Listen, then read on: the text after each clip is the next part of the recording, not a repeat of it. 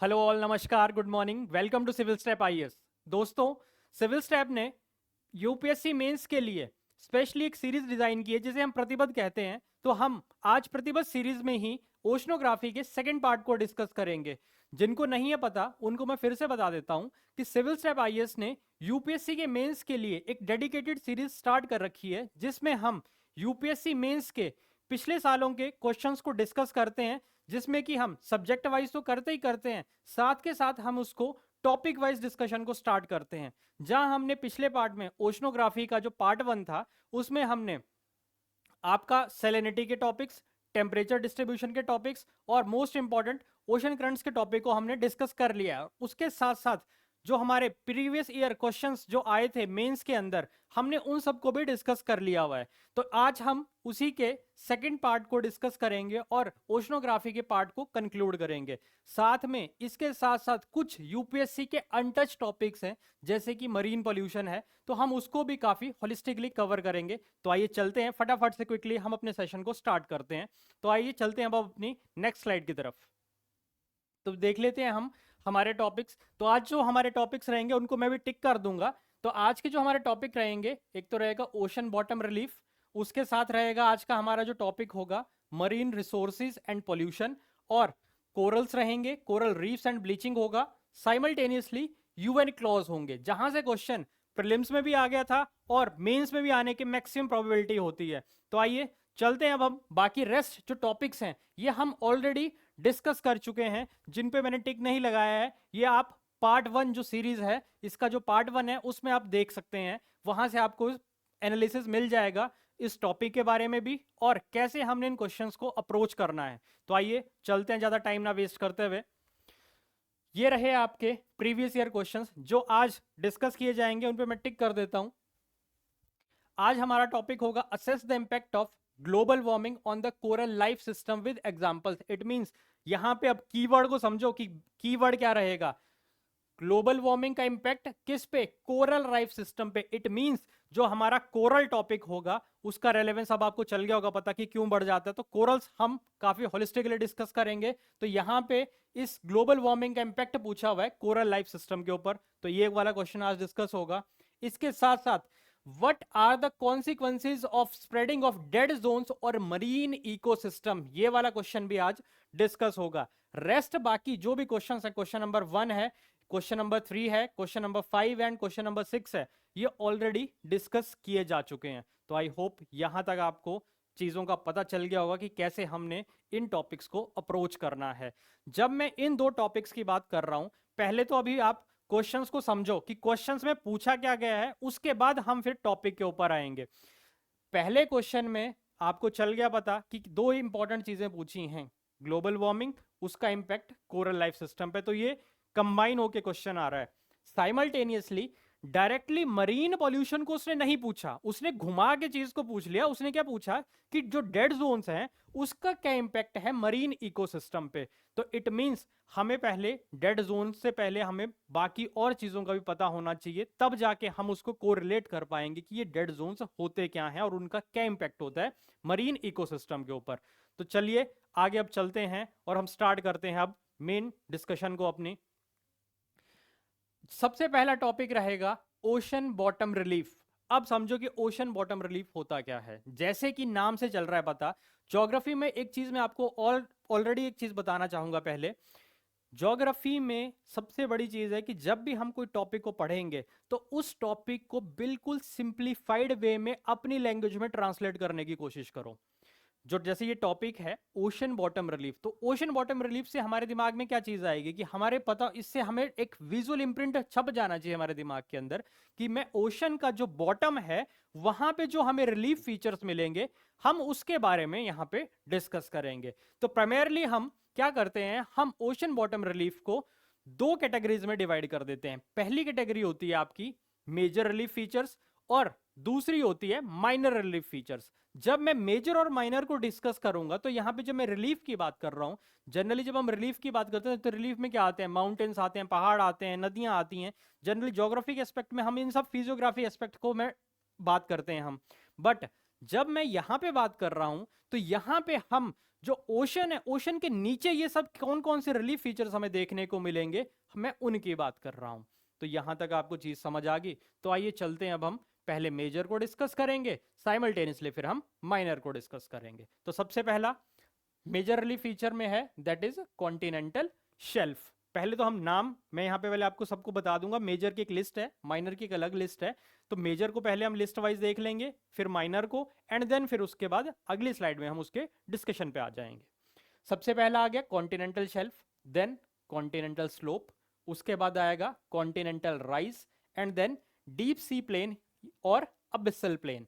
अब एक चीज याद रखना, यहां पे यहां से क्वेश्चन कैसे बन सकता है, यहां से क्वेश्चन बनेगा, यहां से इसका ऑर्डर पूछ लेगा कि ओशन बॉटम रिलीफ का ऑर्डर बताओ, मतलब एक करेक्ट सीक्वेंस बताओ। तो सबसे पहले ऊपर क्या आएगा, continental shelf, then continental slope, then continental rise, और उसके बाद आ जाएगा आपका अबिसल प्लेन, या फिर आपका जिसको हम बोल सकते हैं डीप सी प्लेन। तो ये है आपके मेजर रिलीफ फीचर ओशन के बॉटम फ्लोर पे।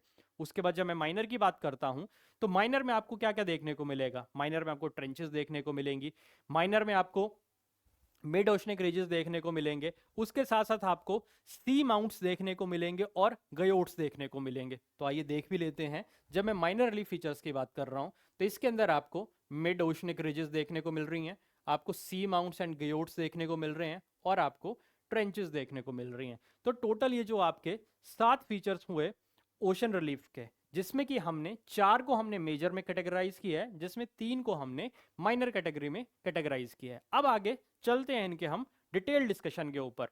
पर उस डिटेल डिस्कशन में जाने से पहले मैं आपको एक स्लाइड दिखाऊंगा, एक इमेज दिखाऊंगा, सो दैट कि आपके दिमाग में वो इंप्रेशन छप जाए, ताकि उसके बाद जब हम इनको डिस्कशन करें तो आपके माइंड में वो एक क्रोनोलॉजी वाइज एक सीक्वेंस में सेट हो जाए कि हाँ इसमें ये चीज है, सबसे पहले ये चीज आई, देन उसके बाद ये आई, उसके बाद नेक्स्ट आई, उसके बाद आपको इस कभी समस्या नहीं आएगी कि किस चीज में या किस रिलीफ फीचर में क्या चीज आपको देखने को मिलती है, क्या नहीं देखने को मिलती है।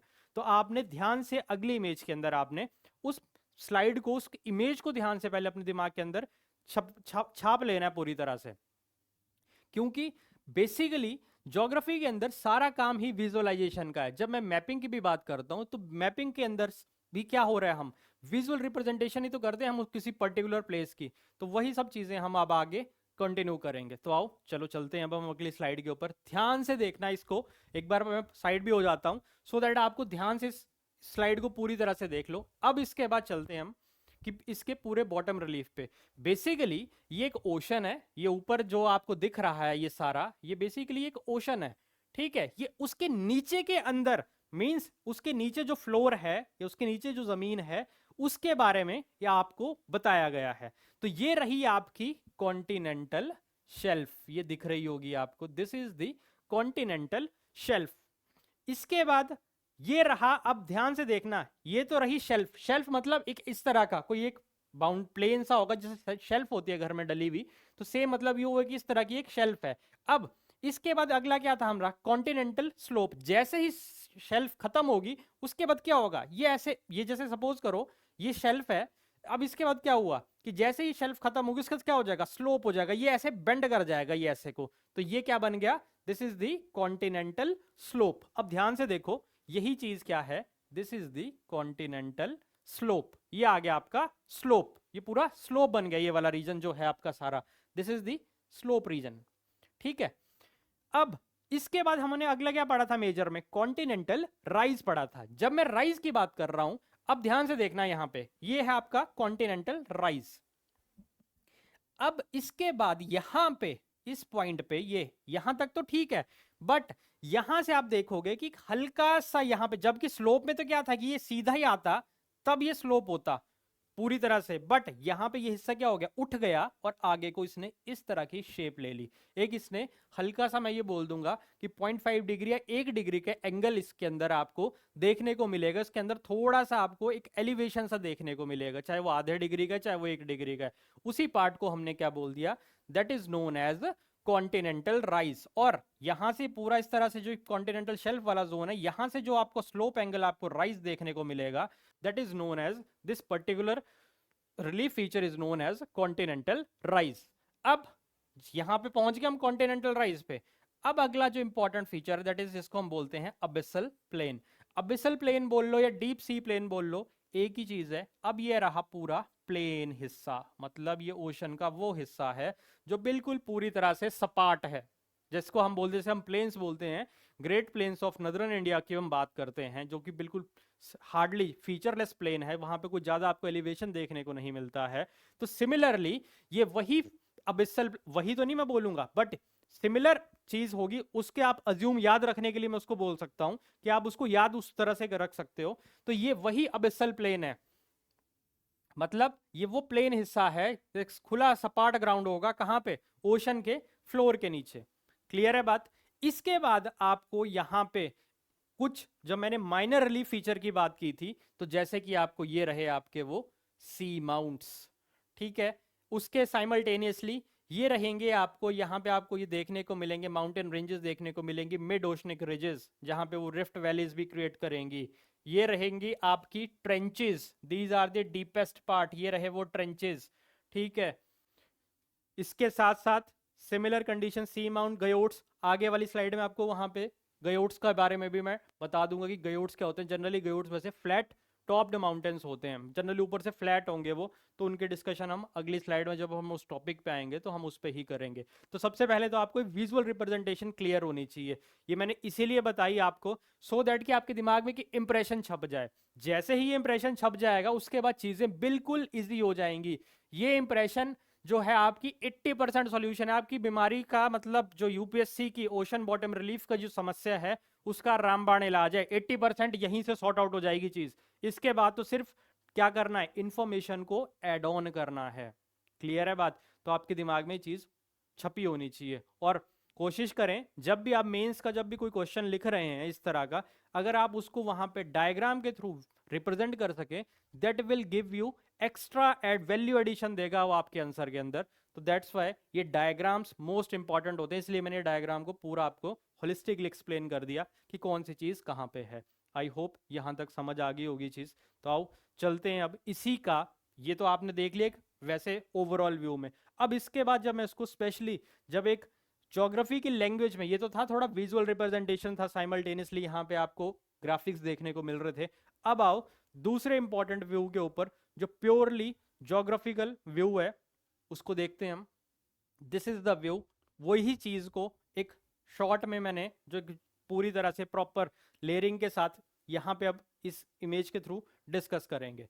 ध्यान से देख लेना, मैं अगेन इस डायग्राम को भी एक्सप्लेन कर रहा हूं क्योंकि ये डायग्राम भी इंपॉर्टेंट डायग्राम है। यहां पे दिख रहे हो, ये 200 मीटर तक की डेप्थ आपको दिख रही होगी।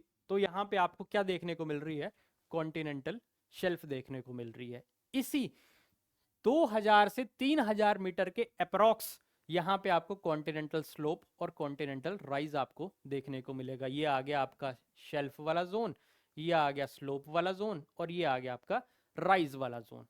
ऑलमोस्ट 4000 से 6000 मीटर के ऊपर आपको ये अबिसल प्लेन, या जिसको मैं बोलूंगा डीप सी प्लेन देखने को मिलेगा।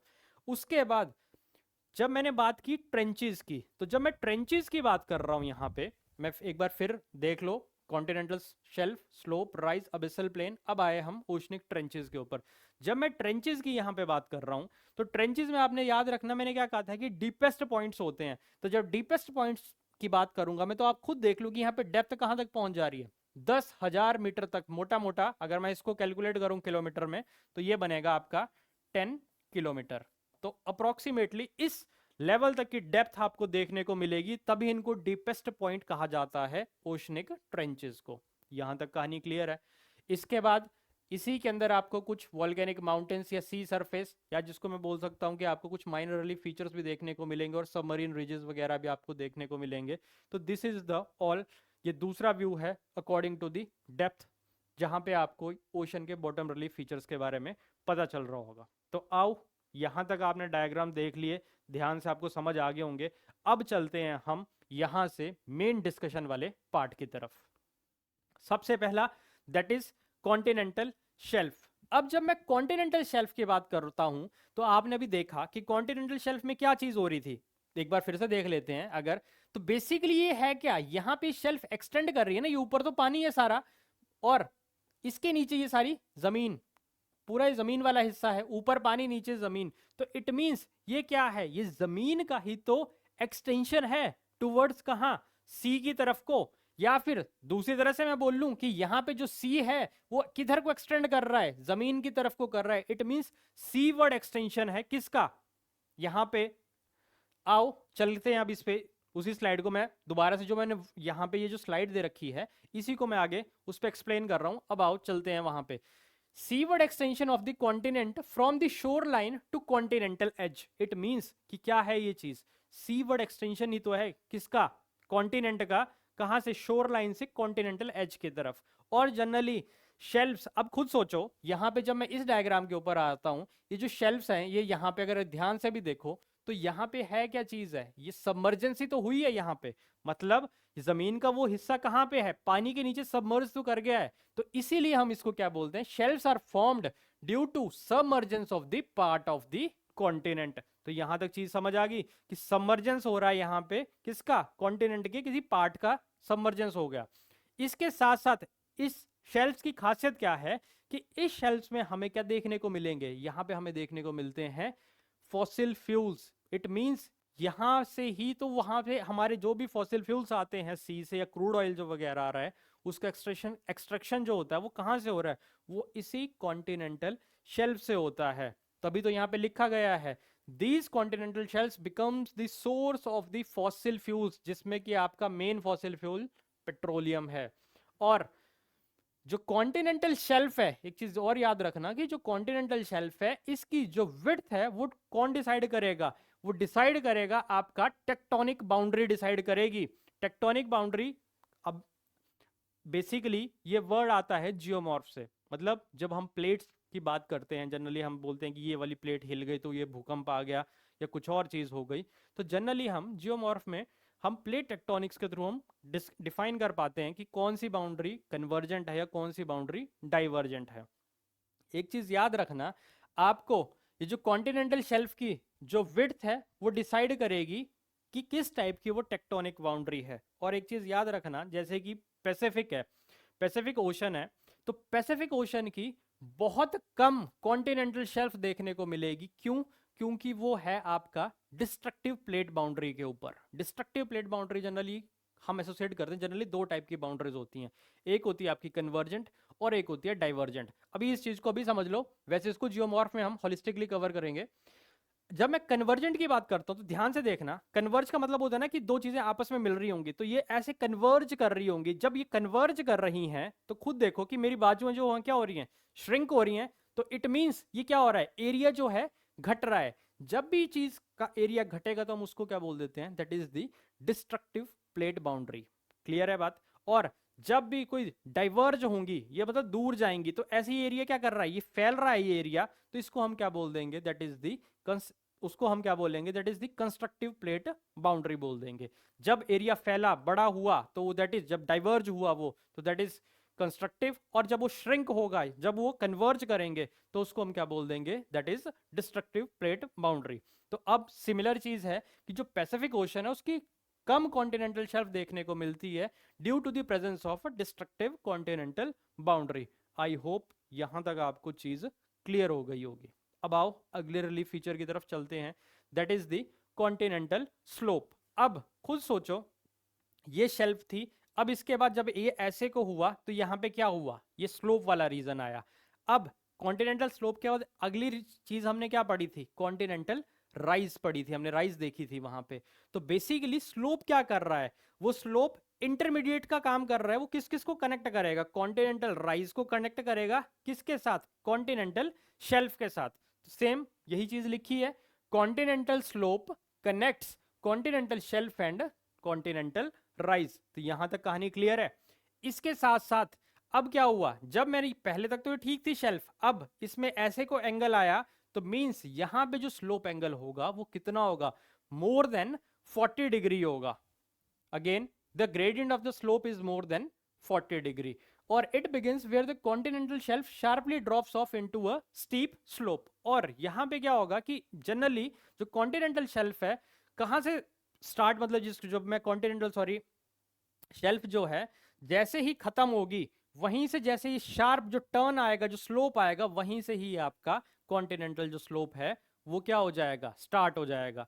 इसके साथ साथ कॉन्टिनेंटल जो आपका जो स्लोप है वो डिमार्केट कर देता है कि यहां से आपका एंड हो गया है अब कॉन्टिनेंट्स का। क्लियर है बात? That is indicates the end of the continents. अब इसके कुछ एग्जांपल जैसे कि आपके सबमरीन कैनियंस हैं, या फिर आपके और इस रीजन के अंदर ही आपको देखने को मिलेंगे। इसके साथ साथ यहाँ पे स्लोप की एक और खासियत याद रखना कि स्लोप के अंदर आपको कोई भी डिपॉजिट देखने को नहीं मिलेगा। It is deprived of any type of deposits. खुद सोचो, अभी जब मैं बात कर रहा था कि कॉन्टिनेंटल शेल्फ ऐसे रखी हुई है, तो कॉन्टिनेंटल शेल्फ के ऊपर क्या था कि जब शेल्फ रखे तो हम यहाँ से रिसोर्सेज को, खास करके हम फॉसिल फ्यूल्स को एक्सट्रैक्ट कर पा रहे हैं। बट जब मैं स्लोप की बात करता हूँ तो स्लोप पे पहली बात तो उस तरह से ड्रिलिंग करना है बहुत मुश्किल, अपने आप में एक चैलेंजिंग टास्क होगा, वो भी अंडर सी तो और ज़्यादा चैलेंजिंग हो जाती हैं चीज़ें। इसीलिए यहाँ पे किसी भी टाइप का आपको, एक तो पहली बात फॉसिल्स निकालना, एक्सट्रैक्ट करना बहुत मुश्किल है। दूसरी चीज, यहाँ पे कोई डिपॉजिट्स वैसे भी देखने को नहीं मिलते हैं। उसका कारण क्या है? क्योंकि जो स्लोप है, तो स्लोप के ऊपर क्या होगी जब चीज, वो सेडिमेंट्स आपको टिकेंगे ही नहीं, वो स्लोप ग्रेडियंट की वजह से वो फॉल आउट कर जाएंगे वहां से। तो that's why this region is deprived of any type of deposits. तो यही चीज यहाँ पे लिखी भी है, the slope is deprived of any deposits due to steep slope। मतलब वहां पे वो स्लोप ग्रेडियंट ही इतना ज्यादा है जिस वजह से वहां पे वो सेडिमेंट्स टिक ही नहीं पाएंगे, और जो है वहां पे आपको कोई भी किसी भी टाइप का डिपॉजिट्स देखने को नहीं मिलेंगे। तो यहां तक कहानी क्लियर। अब आओ चलते हैं अगले रिलीफ फीचर के ऊपर, दैट इज कॉन्टिनेंटल राइज। जब मैं कॉन्टिनेंटल राइज की बात करता हूं तो यहां पे continental slope gradually loses it's steepness with depth. मतलब जैसे जैसे हम डीप जा रहे थे तो यहाँ पे क्या हुआ कि वो जो डेप्थ तो बढ़ी, बट जो स्लोप था उसके अंदर चेंज आना शुरू हो गया। मींस वहां पे जो स्लोप था वो क्या हो गया, लूज कर गया वो। अब इसके साथ क्या हुआ, यहां पे when the slope reaches at a level between 0.5 and 1 degree, जैसा कि मैंने आपको पहले भी बताया, it is refer to as continental rise. मतलब जैसे ही उस स्लोप के अंदर, जब बेस लेवल के अंदर भी आपको थोड़ा सा आपको चेंज देखने को मिलेगा, उसके अंदर एक, मान लो ये चीज है, अब इसके अंदर, अब यहाँ पे मेरे हाथ के डायरेक्शन को देखना, ये स्लोप था ऐसे को, अब यही स्लोप के अंदर चाहे उसके अंदर 1 डिग्री का भी, जरा सा भी उसमें 1 डिग्री, आधे डिग्री का भी जैसे ही स्लोप के अंदर चेंज आया, उसी को हमने क्या बोल दिया, दैट इज कॉन्टिनेंटल राइज। यही से लिए मैंने आपको कहा था कि ध्यान से उस डायग्राम को समझ लो, क्योंकि ये चीज, सारी चीज डायग्राम ओरिएंटेड है। अब तो इसके बाद तो सिर्फ ये एक्सप्लेनेशन है कि उसी चीज को हमने उसमें क्या फीचर्स देखने को मिलते हैं। और जैसे ही with increasing depth of the rise becomes virtually flat and merges with abyssal plain, again similarly चीज थी। उसके बाद आपने देखा था कि उसी राइज के बाद अबिसल प्लेन आ गया था। तो जैसे ही थोड़ा सा और डेप्थ बढ़ेगी तो उसके साथ ही ये जो आपका कॉन्टिनेंटल राइज है ये किसके साथ मर्ज कर जाएगा, that will merge with this abyssal plain. तो यहां तक आपको चीज बिल्कुल समझ आ गई होगी। तो आओ चलते हैं अब डीप सी प्लेन और अबिसल प्लेन पे। जब मैं डीप स्लीन प्लेन या अबिसल प्लेन की बात करता हूं, बेसिकली ये जेंटल स्लोपिंग एरियाज हैं। जेंटल स्लोप का मतलब क्या हुआ कि बिल्कुल यहाँ पे कुछ ज्यादा चेंज नहीं आएगा, ये बिल्कुल बिल्कुल ऐसे बिल्कुल फ्लैट होंगे ये रीजन्स। और जनरली यहाँ पे आपको बसाल्टिक क्रस्ट के द्वारा इनका ओरिजिन आपको देखने को मिलेगा। क्यों? क्योंकि सी के अंदर अंडर वाटर वॉल्केनिक एक्टिविटीज भी हो रही हैं, जिस वजह से आपको जो लावा मैग्मा आ रहा है वो सेटल डाउन भी हो रहा है। ठीक है, कुछ माउंटेन्स की फॉर्म में होगा जो आगे हम देखेंगे, बट कुछ जब वो बिल्कुल प्लेन फ्लोर पर स्प्रेड कर जाता है तो वो अगेन बेसाल्टिक क्रस्ट की वजह से इन प्लेन्स का फॉर्मेशन होता है। Deep sea plains are gently sloping areas of the ocean basins formed of true basaltic crust. तो सेम वही चीज है। और यहां पे एक और खासियत है इसकी जो डीप सी प्लेन की है, ऑलमोस्ट ये 2/3 ऑफ द एरिया जो है ओशन बॉटम रिलीफ फीचर्स का ये कवर करके रखता है। तो मतलब 2/3 का मोटा मोटा रख लो, कितना परसेंट हो गया, कैलकुलेशन कर लो, सी सेट में भी इंप्रूवमेंट हो जाएगी। तो 2/3 area of the ocean floor जो है इसको कवर करता है क्या, आपका अबिसल प्लेन या फिर डीप सी प्लेन। इसके साथ साथ जो इसकी डेप्थ है वो वेरी करेगी 3000 टू 6000 मीटर के बीच। तो अगेन वो हमने ऑलरेडी वहां पे हमने मैप में देखा ही था।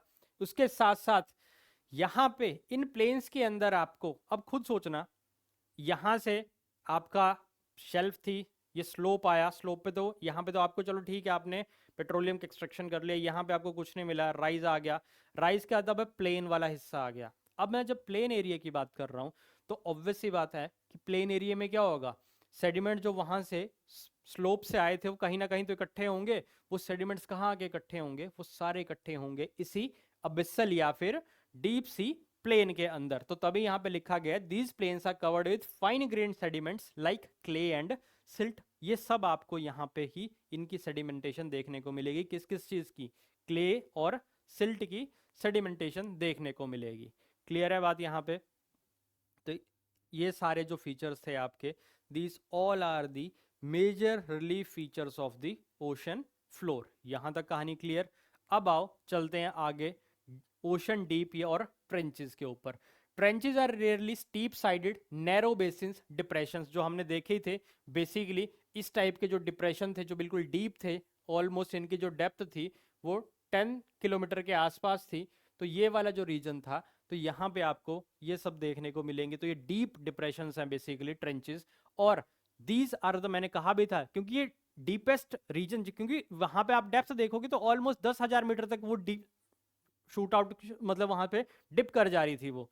तो जब वो 10,000 मीटर तक डिप कर जा रही थी तो ऑब्वियस ही बात थी कि वो 10 किलोमीटर के आसपास, 10,000 मीटर मतलब 10 किलोमीटर, तो वो डीपेस्ट पार्ट थे ओशन के। तो यही these are the deepest part of the oceans. They are tectonic origin, again ये भी टेक्टोनिक ओरिजिन से मतलब इन शॉर्ट में बोलूं तो ये जियोमॉर्फिक प्रोसेसेस हैं। टेक्टोनिक ओरिजिन जहां पे प्लेट्स आपकी टकराएंगी आपस में, कन्वर्जेंस होगा, डाइवर्जेंस होगा, ठीक है, स्लिप करेंगी या फॉल्ट करेंगी या रिफ्ट वैलीज बनेंगी, वो डिफरेंट टॉपिक है। बट फिलहाल अभी आप इसी चीज पे समझो कि यहाँ पे क्या हो रहा है। अगेन टेक्टोनिक ओरिजिन का मतलब है प्लेट बाउंड्रीज से इनका डायरेक्ट रिलेशन है। And formed at destructive convergence boundaries, again वही चीज है, कन्वर्जेंस होगा तो क्या होगा, ठीक है, श्रिंक करेगा, ठीक, तो कन्वर्जेंस हुआ तो वो डिस्ट्रक्टिव प्लेट बाउंड्री बनेगी। इसका सबसे बड़ा एग्जांपल जब हम पढ़ते भी हैं, जैसे हम प्रीलिम्स के लिए कि डीपेस्ट पार्ट की हम बात करते हैं ओशन के, तो that is the Mariana trench in Pacific ocean, जो आपको देखने को मिलेगी वो इसी का ही एग्जाम्पल है, किसका, ट्रेंचेस का। तो आई होप यहाँ तक चीज क्लियर है। अब चलते हैं मिड ओशनिक रिजेस या फिर सबमरीन रिजेस के ऊपर। अब यहाँ पे देखना ध्यान से, जब मैं मिड ओशनिक रिजेस या सबमरीन रिजेस की बात करता हूँ, बेसिकली मिड ओशन का मतलब क्या हुआ, ओशन के मिडल में चल रही होंगी। आपने देखा भी था वहां पे, एक बार मैं फिर दिखा भी देता हूँ उस चीज को दोबारा से। अगर आप ध्यान से देखोगे तो बिल्कुल ये ओशन के बिल्कुल मिड में चल रही हैं, ये रहे आपके मिड ओशनिक रिजेस। अब ये बिल्कुल मिडल में चल रही हैं। अब देखो ध्यान से देखो ये क्या है बेसिकली, ये चीज, ये चीज, ये हो गए, ये हो गए, ये हो गए, ये, या इधर ऐसे, ये सेम सिमिलर चीज आपको देखने को मिलेगी। बेसिकली है क्या, एक आपको देखोगे it is a series of, ये बिल्कुल एक सीरीज चल रही है पैरेलल माउंटेन रेंजेस की। ये इधर को जा रही हैं, ये इधर को, ये इधर को, ये ऐसे बिल्कुल इधर इधर भी सिमिलर चीज आपको यहाँ पे देखने को मिल रही है। बेसिकली है क्या ये चीज है, it is a series of parallel mountain ranges. तो ये मैं लिख भी देता हूँ यहाँ पे, series of parallel mountain ranges. Clear है बात? तो बेसिकली है क्या ये मिड ओशनिक रेंजेस, ठीक है, ओशन के बिल्कुल मिडल में चल रही हैं, सीरीज ऑफ पैरेलल क्या है ये, माउंटेन रेंजेस हैं। तो आओ अब देखते हैं आगे। Mid oceanic ridges or submarine ridges are the underwater mountain ranges separated by large depression formed by plate tectonics। और यहाँ पे इंपॉर्टेंट चीज, एक और चीज याद रखना, यहाँ पे क्या हो रहा है, प्लेट बाउंड्री का डाइवर्जेंस हो रहा है। अब खुद देखो मैंने क्या कहा था कि यहाँ पे क्या हुआ, ये दूर गया तो दूर गया क्या हुआ, यहाँ पे ये दूर जब जाएगा डाइवर्ज हो रहा है तो यहाँ पे एक वॉइड तो बन गया, खाली स्पेस तो बन गया इन दोनों के बीच में। तो सिमिलरली वहीं पे आपके क्या बने, उसी के जब ये दूर गए तो यहीं से क्या हो गया, माउंटेन रेंजेस आपकी बनना शुरू हो गई, और वो लंबी पैरेलल माउंटेन रेंजेस कंटिन्यू आगे तक चल रही होंगी हमारे ओशन फ्लोर के अंदर। और जिसमें कि सबसे बड़ी माउंटेन रेंज आपकी मिड अटलांटिक रिज, जो अटलांटिक ओशन के नीचे जो बिल्कुल चल रही है, इवन उसके अंदर आपका जो आइसलैंड है वो भी उसी का पार्ट है। The mountain ranges can have peaks and high as 2500 meter and some even reach above the ocean surface. और मतलब यहाँ पे कुछ ऐसी भी पीक्स होंगी जो कि नीचे से ही ओशन फ्लोर से लेके ओशन के सरफेस तक आ गई होंगी, इस लेवल तक की यहाँ पे आपको माउंटेन रेंजेस देखने को मिलेंगी। माउंट एवरेस्ट तक बिल्कुल छोटा सा एक नमूना है। क्लियर है बात? जबकि यहाँ पे बहुत बड़ी बड़ी माउंटेन रेंजेस अंडर सी वाटर आपको देखने को मिल जाएंगी। Running for a length of 7500 kilometre, these ridges formed from the largest mountain system on the earth। तो याद रखना उस माउंट एवरेस्ट वो जो देखते हो ना 8848 मीटर, उससे भी बड़ी चीजें आपको यहाँ पे देखने को मिलेंगी। कहाँ पे? ओशन रिलीफ, जो बॉटम रिलीफ है उसके अंदर। क्लियर है बात? तो आपको चल गया होगा पता कि ये मिड अटलांटिक रिज या सॉरी मिड ओशनिक रिज और सबमरीन रिजेस क्या चीज है। और इसका एग्जांपल है mid Atlantic ridge. Even Iceland is a part of mid Atlantic ridge, जो हम ऑलरेडी डिस्कस कर चुके हैं, जो मैंने आपको भी बता भी दिया। तो आई होप यहाँ तक आपको चीज़ क्लियर हो गई होगी। उसके बाद आते हैं सी माउंट्स एंड गयोट्स। अक्सर यहाँ पे कंफ्यूजन रहता है कि सी माउंट्स या गयोट्स क्या चीज़ है। बेसिकली मिड अटलांटिक, जो आपने ये मिड ओशनिक रिजेस पढ़े, तो मिड ओशनिक रिजेस में एक चीज़ पढ़ी होगी, अभी हमने देखी भी, मैं उसको दिखा भी देता हूँ कि यहाँ पे सम पीक्स ऐसी हैं कि जो कि ओशन के सरफेस तक पहुंच जाती हैं। ये चीज ध्यान से याद रखना कि some even reach above the ocean's surface. But जब मैं सी माउंट्स की बात करता हूं, अगेन सी माउंट भी सी के अंदर ही माउंटेन्स हैं, बट इनकी क्या चीज है कि ये ओशन के सरफेस पे नहीं पहुंच पाते हैं। उन्हीं को हम क्या बोल देते हैं? सी माउंट्स बोल देते हैं। It is a mountain with pointed summits rising from the sea floor that does not reach, that is the important thing, that does not reach the surface of the ocean and volcanic in origin। again similar वही चीज है, but फर्क कहां पे आ गया कि वो किस पे पहुंच रही थी? ओशन के सरफेस पे पहुंच रही थी, बट ये ओशन के सरफेस पे नहीं पहुंचेंगे। बेशक इनके पॉइंटेड समिट्स होंगे, तीखे होंगे, बट ये ओशन के सरफेस पे नहीं पहुंचेंगी। तो ऐसी चीजों को हम क्या बोल देते हैं? सी माउंट्स बोल देते हैं। यहां तक कहानी क्लियर है? अब इसका एग्जांपल जैसे कि आपका एम्परर सी माउंट है, कहां पे? हवाई आइलैंड्स। कहां पे हैं ये हवाई आइलैंड्स? यूएसए में है, पैसिफिक ओशन के अंदर है, in the Pacific ocean. That is हवाई आइलैंड्स का आपका एम्परर सी माउंट आपको वहां पे देखने को मिल जाएगा। इसके बाद है गयोट्स। जब मैं गयोट्स की बात करता हूं, सिमिलर चीज है, बस फर्क क्या है? ध्यान से देखना, मैं यहां पे आपको ट्रांजिशन शो करके बताऊंगा। Suppose this is the ocean floor, ये ओशन का एक फ्लोर है, ठीक है। अब ये सारा ओशन ही चल रहा है, ये पूरा ऐसे। अब यहां पे क्या हुआ कि यहां पे मैं दूसरे कलर से शो करता हूं यहां पे। अब यहां पे हुआ क्या कि मैंने ये चीज कही कि ये क्या होंगे, जो आपके सी माउंट्स हैं, these are the pointed summits. ये हैं वो पॉइंटेड सबमिट्स, मतलब सी फ्लोर से चले। और ये थोड़ा सा मैं कलर को दूसरा करता हूं ताकि आपको ज्यादा बेटर वे में यहाँ पे समझ आए इस चीज को। यहाँ पे समझो, या अभी समझ लो इसी को। ये आपका क्या है? वो पॉइंटेड सबमिट है, ठीक है। ये ओशन फ्लोर पे है। तो मैं जब इसको बोलूंगा, इसको मैं क्या बोल दूंगा? इसको मैं बोलूंगा सी माउंट। क्लियर है बात? बस खासियत क्या है कि ये ओशन के सरफेस तक नहीं पहुंच रहा है। बट जब मैं इसकी बात करता हूं यहां पे दूसरे उससे, यहां पे समझो, अब ये कोई ओशन है, ठीक। यहां पे दोबारा से देख लो, समझ लो। इसको मैं ब्रॉडर वे में यहां पे फिर बता देता हूं। ये ओशन का सरफेस आ गया, मैं लिख भी देता हूं यहां पे ओशन सरफेस। अब ये पॉइंटेड सबमिट रहा नीचे ओशन फ्लोर से, ठीक है। ये ऐसे कोई पहाड़ है, ठीक, ओशन के नीचे। तो इसको मैंने बोल दिया सी माउंट। क्लियर? अब अगर इसी सी माउंट का, जो कि ये जो फ्लैट हिस्सा था, अगर ये ऐसे फ्लैट हो जाए, मतलब इसकी ये जो पॉइंटेड सबमिट था, ये वाला जो हिस्सा था, मैं डॉटेड रिप्रेजेंट कर देता हूं यहां पे। ये अब ये क्या हो गया? फ्लैट हो गया, यहां पे आके बिल्कुल फ्लैट हो गया ये। तो मैं इसी को क्या बोल दूंगा? इसी को मैं बोल दूंगा गयोट्स या गयोट। क्लियर है बात? This is the basic difference between seamount, guyot. Clear है बात? अगर चोंच मतलब वो पॉइंटेड है तो वो सी माउंट, बट ओशन के सरफेस पे नहीं पहुंचना चाहिए वो, ठीक है। और जब वो फ्लैट हो गया बिल्कुल, ऊपर से उसकी जो चोंच को उड़ा दो वहां से, और जब वो फ्लैट हिस्सा हो गया तो उसको मैं क्या बोल दूंगा? गयोट बोल दूंगा। अब देख भी लेते हैं। Guyots are flat topped mountain seamounts are known as guyots. Again seamount same, but क्या है, फ्लैट है वो। अब यहाँ देख भी लो, ये बिल्कुल फ्लैट हो गया यहाँ पे आके, ये जो तीखी चोंच थी, ये क्या आके यहाँ आके ये खत्म ही हो गई, ये बिल्कुल फ्लैट हो गई। तो इसको मैंने क्या बोल दिया, गयोट बोल दिया। क्लियर है बात। और आपको सी माउंट और गयोट्स आपको पैसिफिक ओशन के अंदर बिल्कुल कॉमन चीजें हैं जो आपको देखने को वहां मिल जाएंगी। अब यहां आके आपके जो पूरी तरह से हमारे मेजर और माइनर ओशन के बॉटम रिलीफ फीचर्स जो होते हैं वो होते हैं खत्म। तो यहाँ पे हमने काफी होलिस्टिकली उनको कवर कर लिया। अब चलते हैं अगले इंपॉर्टेंट टॉपिक के ऊपर जो है UN clause. Again UN clause basically एक फ्रेमवर्क है, जिस यूनाइटेड नेशन का एक फ्रेमवर्क है जिसको हम बोलते हैं United Nation Convention law of sea बोलते हैं हम इसको। बेसिकली 1982 के अंदर एक ये फ्रेमवर्क जो था डिजाइन किया गया था यूएन के द्वारा, सो दैट कि ओशंस ऊपर तो चलो ठीक है, जमीन के ऊपर तो हमें पता चलेगा कि ये यहाँ पे ये दिख रहा है कि इतनी बाउंड्री है, बट सी के अंदर आप कैसे डिमार्केट करोगे, वहां तो सारा पानी है। अब कौन सी कंट्री, वहां तो लड़ाई हो जाएगी आपस में कि ये मेरा पानी है, ये उसका पानी है, ये किसी और का पानी है।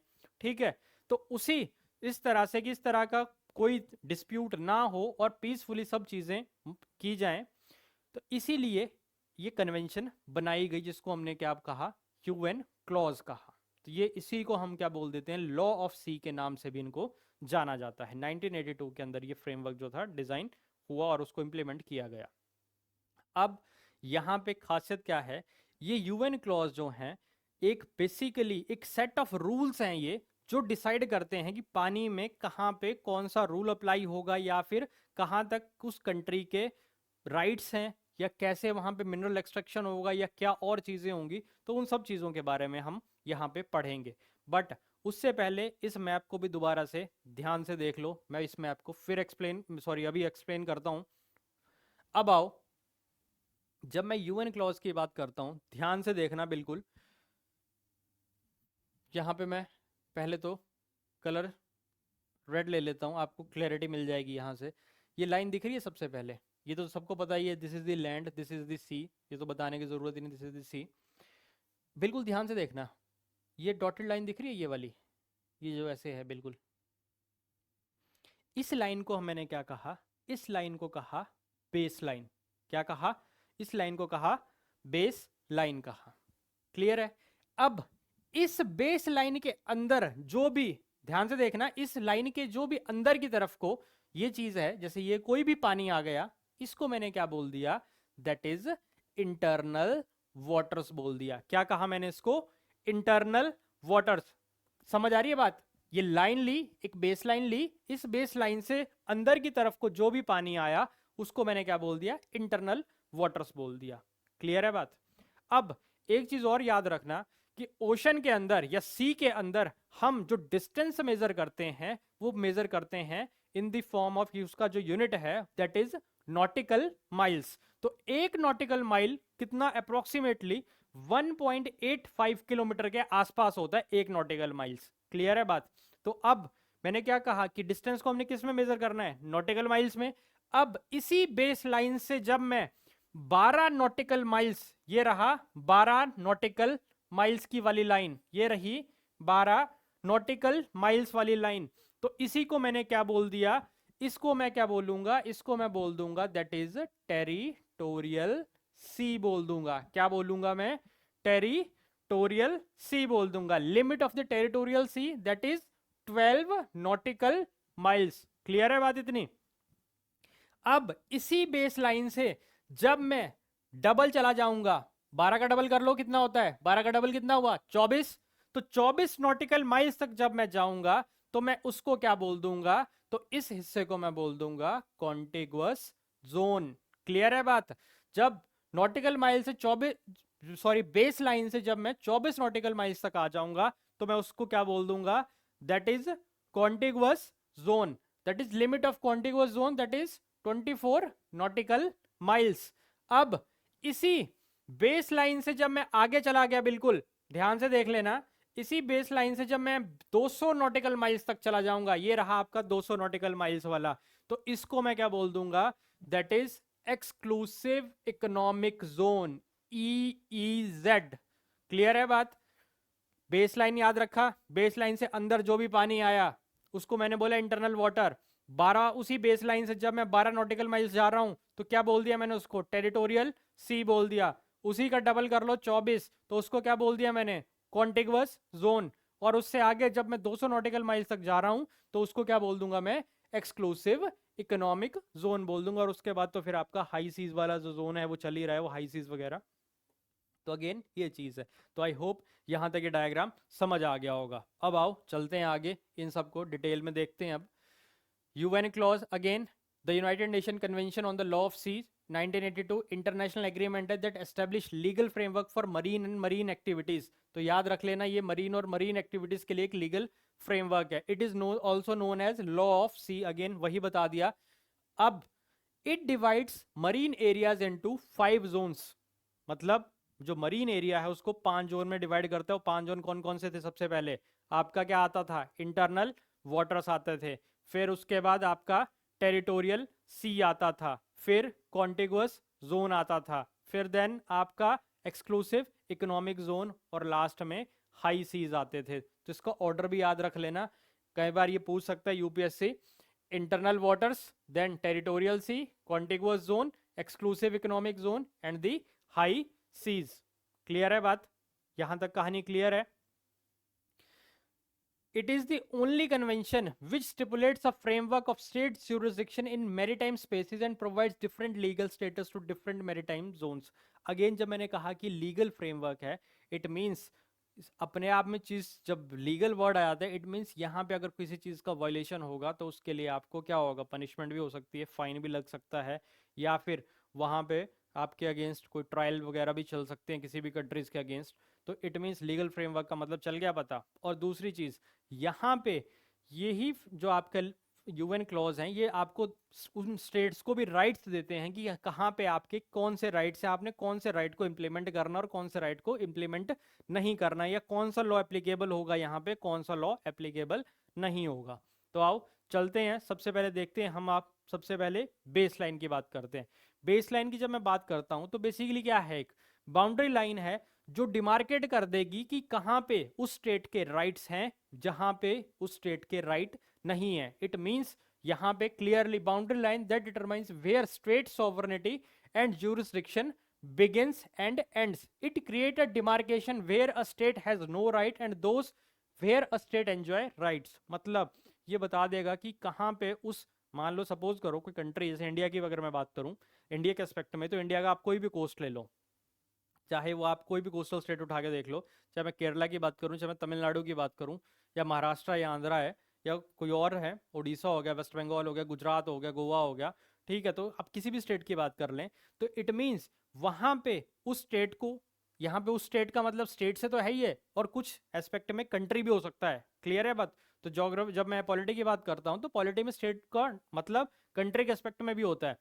तो सिमिलरली यहाँ पे जो स्टेट की जब मैं बात कर रहा हूँ तो it mean state is that particular coastal state भी हो सकती है, वो पर्टिकुलर कंट्री भी हो सकती है। क्लियर है बात। अगर वो एरिया छोटा होगा तो ऑटोमेटिकली, जैसे कुछ कंट्रीज है जहाँ पे एरियाज बहुत कम है तो कंट्रीज के अकॉर्डिंगली चीजें होंगी। तो सिमिलरली यहाँ पे ये चीज बताई जा रही है कि यहाँ पे जो बेसलाइन है वो डिमार्केट करती है कि कहाँ पे उसकी ज्यूरिसडिक्शन बिगन होगी, कहाँ उसकी खत्म होगी। इट मींस वो बताएगा कि उस स्टेट के कहाँ तक उसके राइट्स हैं, सॉवरेन उसके राइट्स हैं, कहाँ पे उसके सॉवरेन राइट्स नहीं है। क्लियर है बात। तो सिमिलरली बेसलाइन वो चीज डिमार्केट करती है। अब उसके बाद है इंटरनल वाटर्स। अब ध्यान से समझना यहाँ पे, यहीं से आपको पूरी तरह से कॉन्सेप्ट की क्लैरिटी मिलेगी। वो जो इंटरनेशनल डिस्प्यूट्स होते हैं चाइना ताइवान के या जापान वाले, उस स्प्रेटली आइलैंड्स वाले, वो सारा ड्रामा वो सारा यहीं से क्लियर हो जाएगा। अभी मैं उसको कोरिलेट करके बता दूंगा आपको इस चीज से। जब मैं इंटरनल वाटर्स की बात करता हूं तो इंटरनल वाटर्स बेसिकली क्या है, water on the landward side of the base line. मतलब उस बेस लाइन से जो जमीन की तरफ को जो पानी था उसको मैंने क्या बोल दिया, दैट इज इंटरनल वाटर्स। यहां तक तो हमें भी समझ आ रही है बात की, क्लियर है कहानी। Each coastal state has full sovereignty over its internal water as like its own territory। इस चीज का ध्यान रखना बिल्कुल। जैसे कि जमीन पे हमारी टेरिटरी के अंदर मान लो पाकिस्तान वाले इंट्रूड करने की कोशिश कर लें तो हम उसका जवाब देते हैं, हम रिटेलिएट करते हैं उस चीज को और उनको मारते हैं हम। तो सिमिलरली इस इंटरनल वाटर में कोई भी घुसा तो हम उसको ठोकेंगे यहाँ पे, और उसको ठोकने के लिए हमने बिठा रखी है इंडियन नेवी और साइमल्टेनियसली बिठा रखे हैं इंडियन कोस्ट गार्ड। ठीक है, और मरीन उस स्टेट की अपनी कोस्टल मरीन पुलिस भी होगी। ठीक है, तो याद रखना यहाँ पे इस इंटरनल वाटर के अंदर हम किसी की दखल अंदाजी बर्दाश्त नहीं करेंगे। तो इट मीन्स यहाँ पे उस स्टेट के फुल ऑथराइज सॉवरेन राइट्स हैं, वो जैसे मर्जी चाहे उस वहां पे इम्प्लीमेंट करेगी अपना रूल। यहाँ पे कोई घुसपैठ अलाउड ही नहीं है। क्लियर है बात। और सबसे बड़ी चीज यहाँ पे एक वर्ड यूज होता है इनोसेंट पैसेज। इनोसेंट पैसेज का मतलब होता है कि कोई बंदा, इनोसेंट मतलब होता है बिल्कुल मासूम। समटाइम्स क्या होता है कि कई बार कोई शिप अपना रास्ता भटक गया और वो मान लो किसी कंट्री के एयर स्पेस का या वाटर स्पेस का, एयर स्पेस का या वाटर स्पेस का उसने या इस तरह के जोन्स का उसने वायलेशन कर दिया। क्लियर है। तो वहां पे क्या होगा, उसको क्या किया जाएगा, वार्निंग दी जाएगी कि आप अपने इस एयर स्पेस को छोड़ो, आप अपने शिप को मोड़ो, आप दूसरी तरफ जाओ। क्लियर है बात। वो क्योंकि वो ऑब्वियस ही बात है, क्योंकि मैरीटाइम सिक्योरिटी की बात है, हो सकता है कोई थ्रेट ही हो वो, चाहे वो हो चाहे ना हो, बट वो मैंडेटरी उसको मुड़ना पड़ेगा। क्लियर है बात। अब इंटरनल वाटर्स की कहानी क्या होती है कि इंटरनल वाटर्स में इसी को बोल देते हैं हम इनोसेंट पैसेज, मतलब वो एक्सीडेंटली आया और उसको हमने उसको मोड़ दिया। बट याद रखना इंटरनल वाटर्स में there is no right of innocent passage. मतलब क्या होगा, यहाँ पे आ गए तो दूसरी कंट्री जाए ठोक देगी बिना पूछे, वो एक बार वो वार्निंग नहीं देगी वो कि हाँ ये चीज़ हुई, डिस्ट्रेस कॉल आएगी इस तरह से या ये है वो, कुछ नहीं। उसका मन किया वो मिसाइल लगाए चाहे टॉर्पेडो लगाए चाहे कुछ भी करे, वो उन्होंने ठोकना है तो मतलब ठोकना है। सिंपल सी बात याद रखना। तो इसलिए वो कंट्री फुल्ली फ्लेज्ड ऑथराइज्ड है वहां पे, वो अपने अकॉर्डिंगली एक्शन लेगी, बिकॉज दैट पर्टिकुलर थिंग या ship will be considered as the enemy ship, चाहे वो गुड्स है चाहे वो कुछ भी टाइप का है। इंटरनल वाटर्स में आपको no right of innocent passage नहीं मिलेगा। क्लियर है बात। तो इंटरनल वाटर्स का आपको चल गया पता, और वहां पे उस कंट्री के फुल्ली ऑथराइज्ड राइट्स हैं, वो चाहे जो मर्जी करे। क्लियर है बात। जैसे जमीन पे राइट्स इंप्लीमेंट होंगे, सेम इंटरनल वाटर पे वही राइट इंप्लीमेंट होंगे। Example include bay, ports, inlet, river, even lakes that are connected to the sea, there is no right of innocent passage through internal waters. तो यहाँ तक कहानी चल गई पता। जैसे जमीन पे जो जमीन का हिस्सा है या जो भी राइट्स हैं उस कंट्री के सरकार के, वहाँ पे सिमिलर कहानी इंटरनल वाटर्स में ऑपरेट हो जाएगी। कोई राइट ऑफ इनोसेंट पैसेज नहीं है, ना वार्निंग ना कुछ, सीधा वो उड़ाएंगे। तो इसलिए इस तरह यहाँ पे कोई भी शिप अलाउ ही नहीं होता है इंटरनल वाटर्स में इनोसेंट पैसेज का, अगर मैं हवाला दूं। क्लियर है बात। अब आते हैं अगले उस पे, टेरिटोरियल सी पे। अगेन जैसे मैंने कहा, बेस लाइन से 12 नॉटिकल माइल्स तक का जो डिस्टेंस है उसी को हम क्या बोल देते हैं, territorial sea. Again territorial sea extend seaward up to 12 nautical miles from its base line. तो coastal states have sovereignty and jurisdiction over the territorial sea. जब मैं टेरिटोरियल सी की बात कर रहा हूं तो अगेन जो यहाँ पे जो कोस्टल स्टेट्स हैं उसकी सोवरेनिटी और ज्यूरिसडिक्शन टेरिटोरियल सी में भी इंप्लीमेंट होगी। यहाँ पे जो राइट्स होंगे वो सरफेस पे ही एक्सटेंड नहीं होंगे, बट उसके सी बेड पे भी, उसके सब सॉइल पे भी। इवन जो आप एयर स्पेस की बात करते हैं, जनरली हम सुनते हैं कि एयर स्पेस का वायलेशन कर दिया चाइना ने और ताइवान के एयर स्पेस में घुस गया, तो इट मीन्स वो कहाँ तक घुस रहा है, वो उसके टेरिटोरियल सी तक आ रहा है वो। क्लियर है बात। तो इस तरह के यहाँ तक के जो वायलेशंस हैं या जो वो करता है वो कहां तक कर रहा है, वो टेरिटोरियल सी के आसपास वायलेशन कर रहा है, वो जो एयर स्पेस की जब मैं बात कर रहा हूं। बट यहां पे बट द कोस्टल स्टेट्स, अब सुनो अब समस्या क्या है यहां पे, but the coastal state rights are limited by the innocent passage through the territorial sea. But यहां पे क्या है कि उस बेस लाइन से 12 नॉटिकल माइल्स तक का जो टेरिटोरियल सी है वहां पे इनोसेंट पैसेज आपको देना पड़ेगा। इनोसेंट पैसेज में क्या होगा कि दे आर अलाउड, आप उसको वार्निंग देके उसको, या आपको लग रहा है कि अगर उतना थ्रेट नहीं है तो आप उसको जाने देंगे वहां से, अदरवाइज उसको आप उसको इन्फॉर्म करेंगे कि आप इस चीज को मोड़ो, यहाँ से अपना इस एयर स्पेस को छोड़ो और दूसरे अपने वाले रास्ते को पकड़ो। क्लियर है बात। तो यहाँ पे चल गया पता। मेन चीज क्या है, राइट ऑफ इनोसेंट पैसेज की कहानी है। वहां तो कुछ नहीं होगा, वहां तो सीधा आएंगे और आपको तोड़ ताड़ के निकल लेंगे, वो ज़्यादा कुछ नहीं बोलेंगे वो। बट यहाँ पे वो आपको वार्निंग देंगे और आपको बोलेंगे ठीक है कि आपको इसको छोड़ो। मतलब वहाँ पे आपको इनोसेंट पैसेज, अगर आपको लग रहा है कि फ्रेंड रिलेशन तो आप अलाउ कर दोगे, बट लग रहा है कि दूसरा थ्रेट है तो आप उसको बोलोगे यहाँ से निकलो। क्लियर है बात।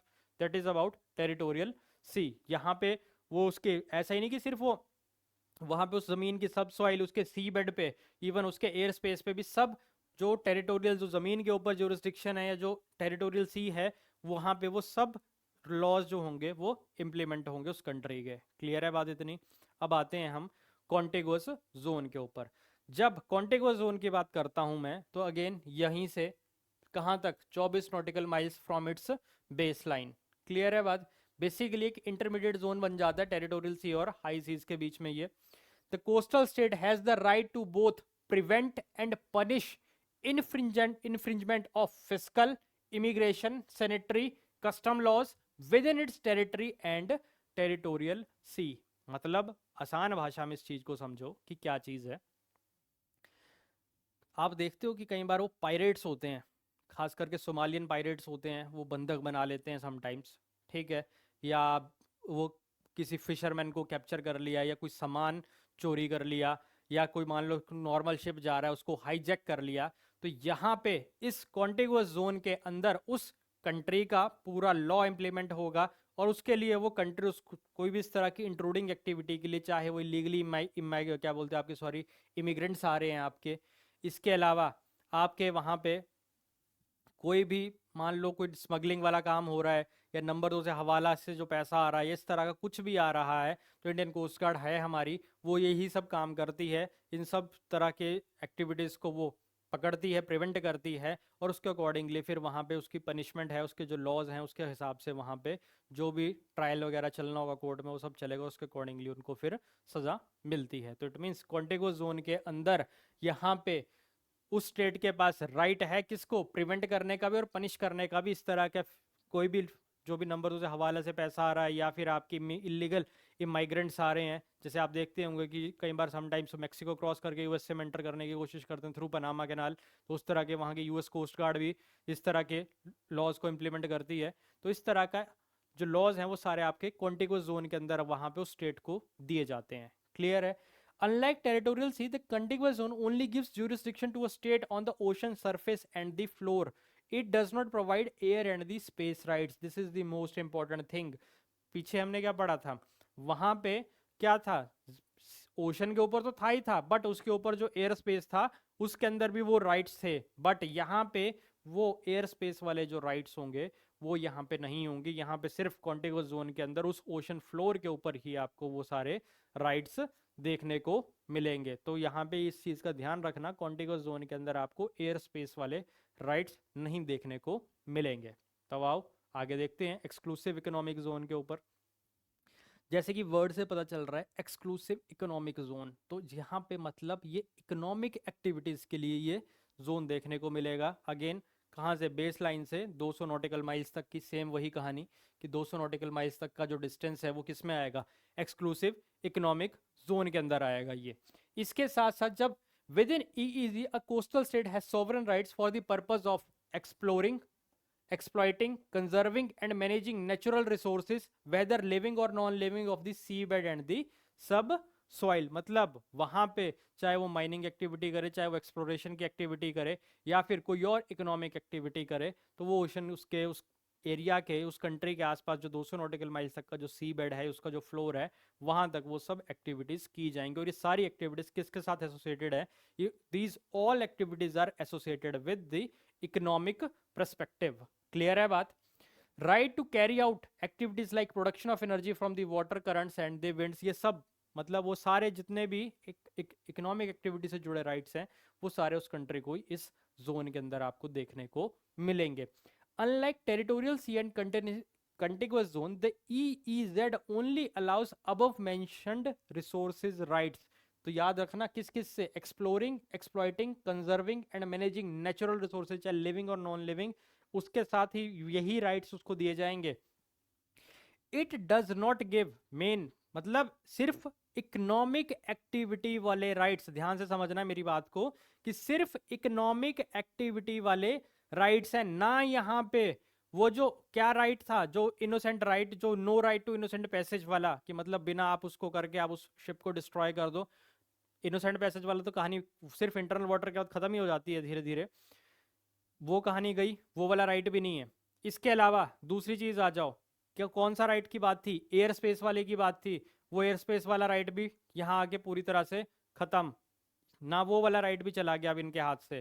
क्लियर है? इसके साथ साथ यहाँ पे आपका सिर्फ मेन मकसद क्या है, कि आपका काम है एक्सप्लोरेशन करना, मिनरल अपने नेचुरल रिसोर्सेज को उनको आपने कैसे मैनेजमेंट करना है वो आपके ऊपर है, सिर्फ और सिर्फ इकोनॉमिक एक्टिविटी वाले राइट। इवन यहाँ पे आप जो आपका बिल्कुल जो it does not give a coastal state right to prohibit और limit the freedom of navigation और overflight subject to very limited exception. मतलब वो जो एयर स्पेस ओवरफ्लाइट वाले का मतलब वही चीज हुई कि जो यहाँ पे ये नहीं बोलोगे आप कि आप जाओ मुड़ो और वहां से यहाँ से वो कर सकता है, अगर बहुत रेयर केस लग रहा है तभी वो चीज होगी, अदरवाइज वैसा कोई भी चीज नहीं होगी कि आप जाओ वहां पे अपनी दादागिरी करना शुरू कर दो। क्लियर है बात?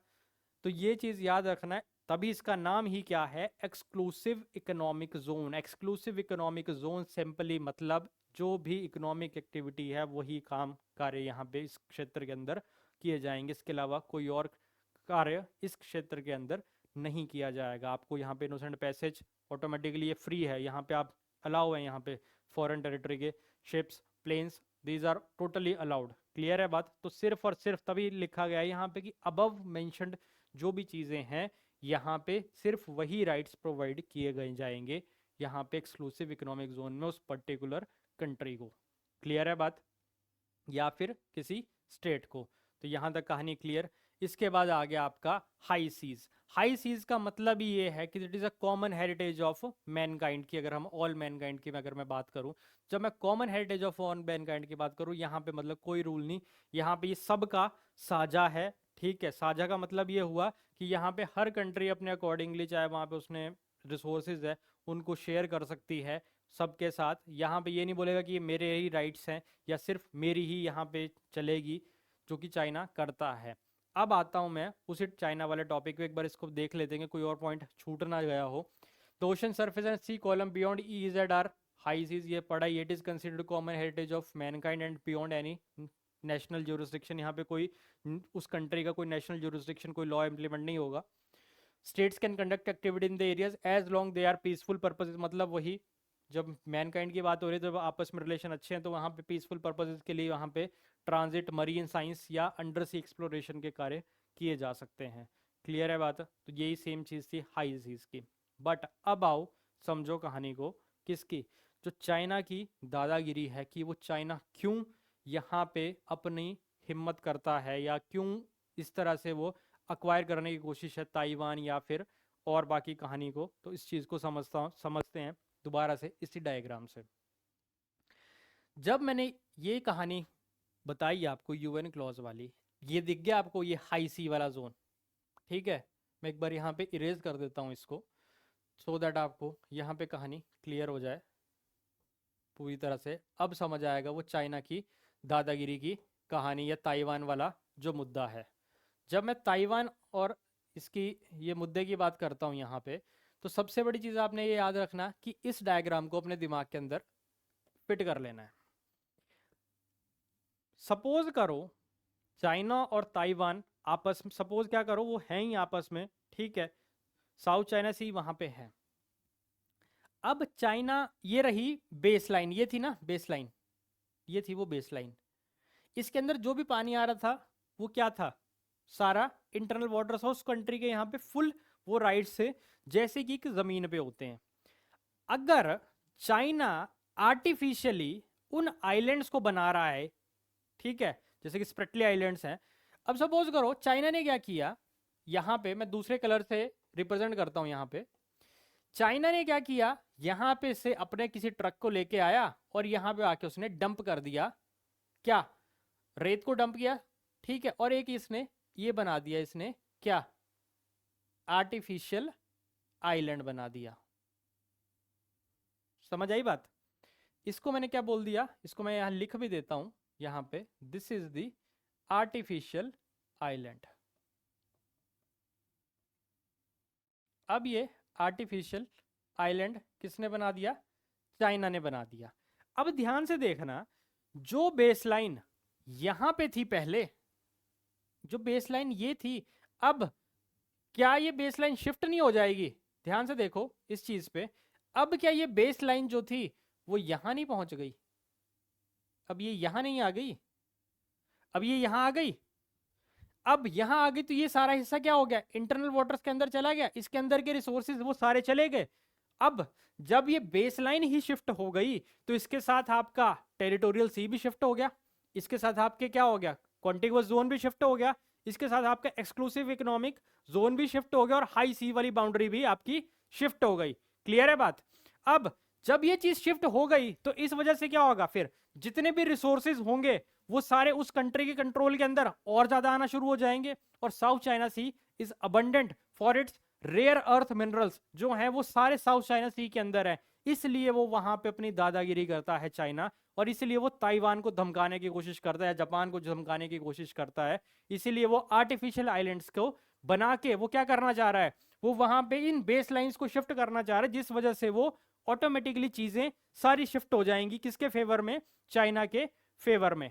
क्लियर है बात? तो इसी के लिए फिर हम चाहे क्वाड ग्रुप बन रहा है, चाहे और डिफरेंट एसोसिएशन बन रही है वर्ल्ड के अंदर, जियोपॉलिटिक्स के अंदर, तो ये सब चीजें जो हो रही हैं वो किसके थ्रू हो रही हैं, यानी आर्टिफिशियल आइलैंड्स के थ्रू हो रही हैं। और वो तरीके से क्या करना चाह रहे हैं, एक लीगलाइज्ड वे में अपनी इस चीज को शो करना चाह रहा है कि that I am doing the right thing, कि मैं यूएन क्लॉज की पालना कर रहा हूँ, ये वो कर रहा हूँ, बोल रहा है कि यहाँ से फिर वो यूएन क्लॉज का हवाला देना शुरू कर देता है। तो यहाँ तक आपको चीज क्लियर हुई? तो यही मेन मुद्दे की कहानी है जो वहां पे स्प्रेटली आइलैंड्स के अंदर, जहां पे ये सब ड्रामा जो चाइना करता है। तो आओ चलते हैं अब हम अगली नेक्स्ट स्लाइड की तरफ और नेक्स्ट टॉपिक की तरफ। यहां तक चीजें बिल्कुल क्लियर हो रही होंगी। सबसे बड़ी चीज याद रखना, ज्योग्राफी के अंदर घबराना बिल्कुल नहीं है, चीजें बिल्कुल सिंप्लीफाइड हैं। बस उन किस क्वेश्चन, सबसे पहले जब भी कोई चीज पढ़ते हैं हमारी जनरल एक टेंडेंसी होती है कि हम क्या करना शुरू कर देंगे, हम सीधा कुछ भी पढ़ना शुरू कर देंगे और उसका कोई समझेंगे नहीं कि उस वर्ड का मतलब क्या है, उसका क्या रेलेवेंस है। तो पहले उन वर्ड्स को पकड़ो, की वर्ड्स को पकड़ो, सारा खेल ही की वर्ड्स का है। तो याद रखना, geography is all about keywords, visualization and atlas and maps, जो मैंने आपको पिछली क्लास के अंदर भी कहा था कि एटलस और मैप्स को अपने पास हमेशा रखो। तो चलो आओ अब देखते हैं अगले टॉपिक की तरफ। अगला हमारा जो टॉपिक है that is corals.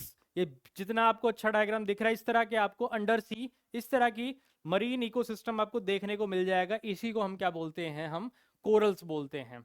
Basically corals क्या होते हैं, कोरल्स आप ये बोल लो कि इन्वर्टिब्रा टाइप के ऑर्गेनिजम्स हैं, एक सिलिंड्रिया ग्रुप फाइलम होता है एक, उसके अंदर ये हम इसको मेंशन करते हैं।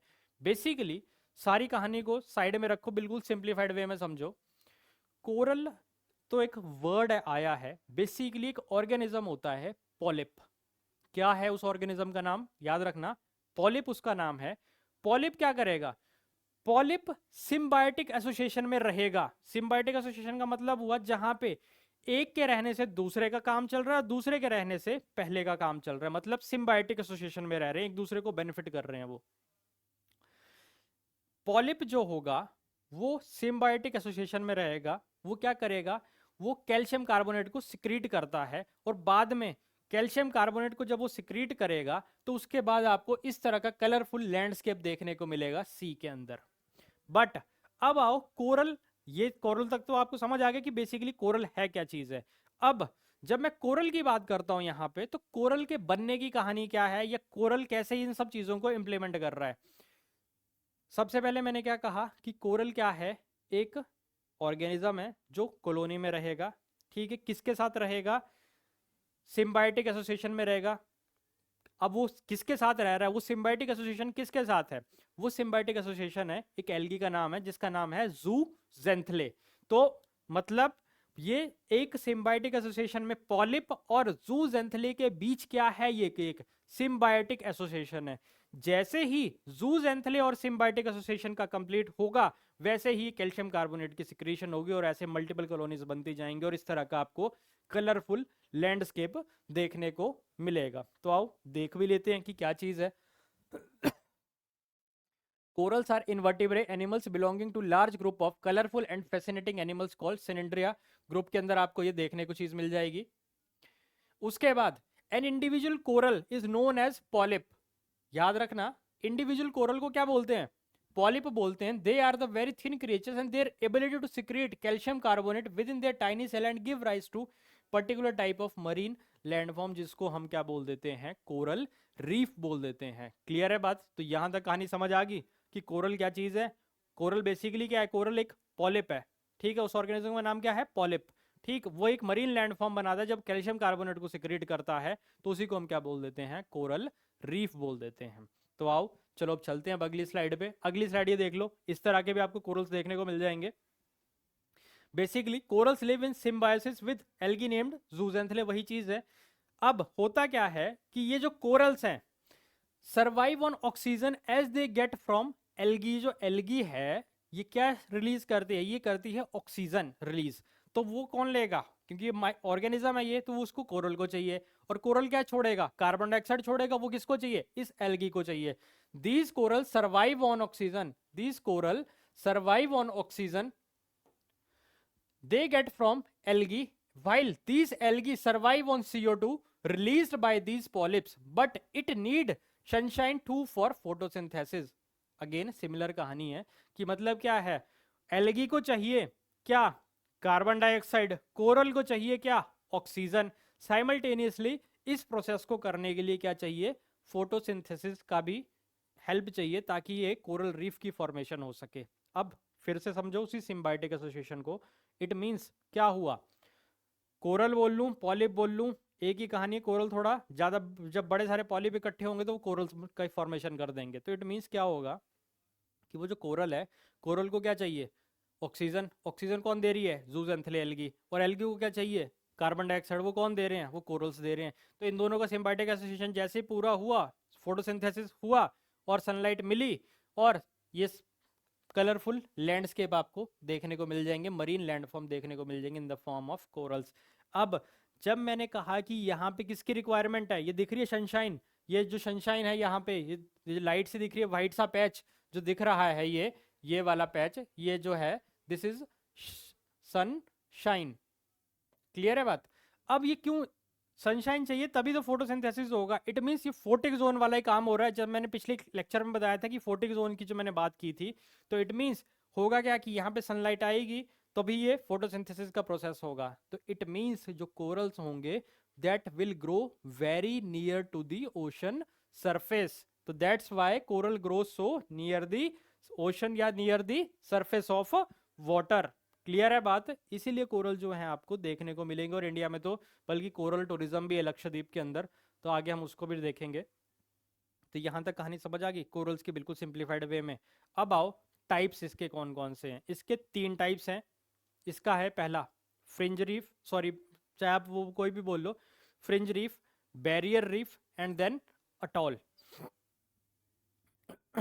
जब मैं इसकी बात कर रहा हूँ फ्रिंज रीफ, बैरियर रीफ और अटॉल की, तो इसके 3 डिफरेंट टाइप्स हैं। अब उनके आगे डायग्राम देख लो, क्योंकि कोरल जो है आपको सारा रिप्रेजेंटेशन से समझ आएंगे। ये रहे आपके फ्रिंजिंग रीफ्स,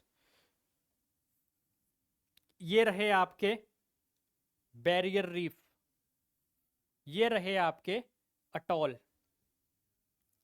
इसी डायग्राम को आगे सिंप्लीफाइड वे में समझते हैं कि इनकी फॉर्मेशन कैसे होती है और क्या कहानी है। बेसिकली थोड़ा ये ऑप्शनल का टॉपिक है, बट हम उस डिटेल में नहीं जाएंगे। एक मैं जनरलाइज्ड वे में आपको बताऊंगा कि ये चीज़ क्या है। इस डायग्राम को ध्यान से समझना, बस यहीं से कोरल अपने आप समझ आ जाएंगे। जनरली जो कोरल्स होते हैं, बेसिकली आपको मैं ये बोल लो कि कोई मान लो ये कोई पहाड़ है, कोई एक्टिव वॉल्केनो है, ठीक है। ये जनरली जहाँ पे भी एक्टिव वॉल्केनोज वाली आपके माउंटेन्स होंगे, उस तरह के जगहों पे आपको ज़्यादा देखने को मिलेंगे। जब मान लो सपोज करो कि this is the active volcano वाला ये जोन था, ठीक है। अब इसी के साथ में क्या हुआ, with the passage of time यहाँ पे क्या चीज की फॉर्मेशन होती है, यहाँ पे फॉर्मेशन होती है फ्रिंज रीफ की। अब ये फ्रिंज रीफ कैसे बनेगा, अब इस चीज को समझो। This is the fringe reef. मान लो एक माउंटेन है कोई भी, चाहे वो एक्टिव वॉल्केनो ले लो या कोई भी ले लो, यहाँ पे अब इसके चारों तरफ फ्रिंजेस का मतलब क्या होता है कि उसकी एजेस पे। अब एजेस पे इस रीफ की फॉर्मेशन कैसे होती है, होगा क्या कि मैंने बताया वो जो पॉलिप था, पॉलिप क्या करेगा, पॉलिप को चाहिए जूजेंथले एल्गी। तो पॉलिप और जूजेंथले एल्गी यहाँ पे क्या करेंगे, इस पहाड़ के एजेस पे सिम्बायोटिक एसोसिएशन में रहना शुरू कर देंगे। और उसके बाद क्या होगा, वही पॉलिप जो होगा धीरे धीरे क्या सिक्रीट करेगा, यहाँ पे सिक्रीशन होना शुरू हो जाएगी। किसकी सिक्रीशन, लिख भी दिया मैंने यहाँ पे, secretion of CaCO3, calcium carbonate की सिक्रीशन ये शुरू कर देगा यहाँ पे। और धीरे धीरे वो फिर कॉलोनीज एक के ऊपर एक के ऊपर एक ऐसे एक को वो बनती जाएगी, एक क्या बिल्डिंग बनती जाएगी, और धीरे धीरे वो बिल्डिंग जब सरफेस तक आनी शुरू हो जाएगी तो उसी को हम क्या बोल देंगे, उसकी फ्रिंजेस पे, इस माउंटेन की फ्रिंजेस पे डेवलप होना शुरू हो जाएंगी, तो इसी को हम क्या बोल देंगे, फ्रिंज रीफ बोल देंगे। अब होगा क्या, with the passage of time, अब ये कॉलोनी बनती जा रही है, धीरे धीरे बनती जा रही है, अब यहां पे क्या होगा, ये अपने ही बाहर से सबसाइड भी करना शुरू कर जाएंगे। अब मान लो जब ये चीज थी इस वाले डायग्राम में, फर्स्ट फेज ये हुआ एक माउंटेन, उसके बाद यहाँ पे जूजेंथली का सिम्बायोटिक एसोसिएशन हुआ और कोरल पॉलिप का, उसके बाद ये कॉलोनी बनती जा रही है धीरे धीरे। अब ये जैसे ही कॉलोनी अपने ही बाहर से सबसाइड करती हुई जाएगी तो धीरे धीरे ये क्या करेगा, यहाँ पे पानी आना शुरू, इंट्रूड करना शुरू कर देगा, और यहाँ पे एक शैलो लगून टाइप का आपको देखने को मिलेगा।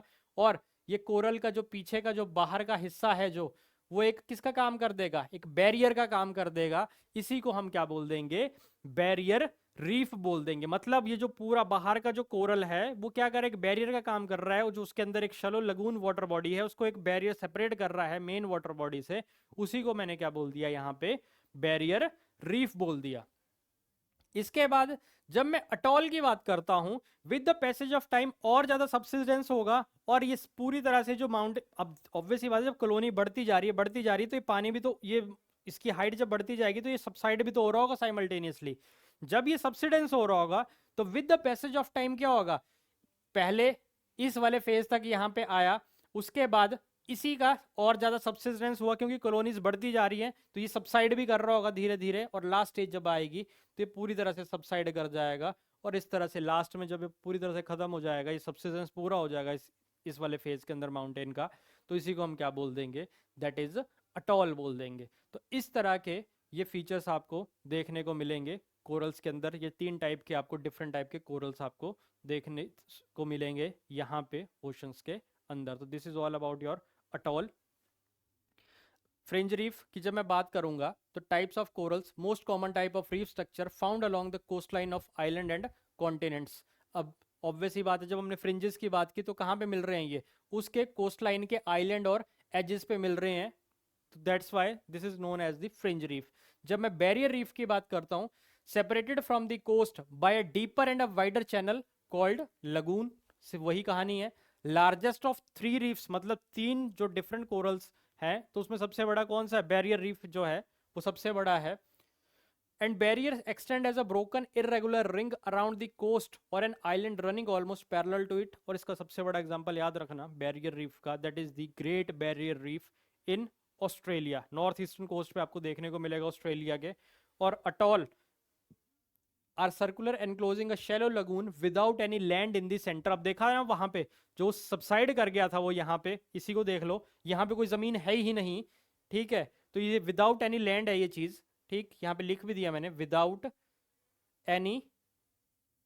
एनी लैंड, उसके सेंटर में कोई भी जमीन नहीं है, तो उसको मैंने क्या बोल दिया, अटॉल बोल दिया, एक शैलो लगून बन जाएगी ये, ठीक है, तो दैट इज नोन एज आपका अटॉल। और यहाँ पे तो है ही एक शैलो लगून, जब इंट्रूड कर जा रही है यहाँ पे, जो सेपरेट कर दे रही है बाकी रेस्ट ऑफ वाटर मास से, तो इसी को मैंने क्या बोल दिया, दैट इज बैरियर रीफ। तो यहाँ तक कहानी कल क्लियर है। अब है कि कौन कौन सी कंडीशन रिक्वायर्ड है इन कोरल के एग्जिस्टेंस के लिए। तो पहली and the first most prior condition क्या चीज है, सबसे पहले है कि यहाँ पे 20 डिग्री सेल्सियस से ज्यादा टेम्परेचर नहीं होना चाहिए। मतलब पहली कंडीशन टेम्परेचर की है कि 20 डिग्री सेल्सियस से ज्यादा नहीं होना चाहिए। Temperature of the ocean must not be, sorry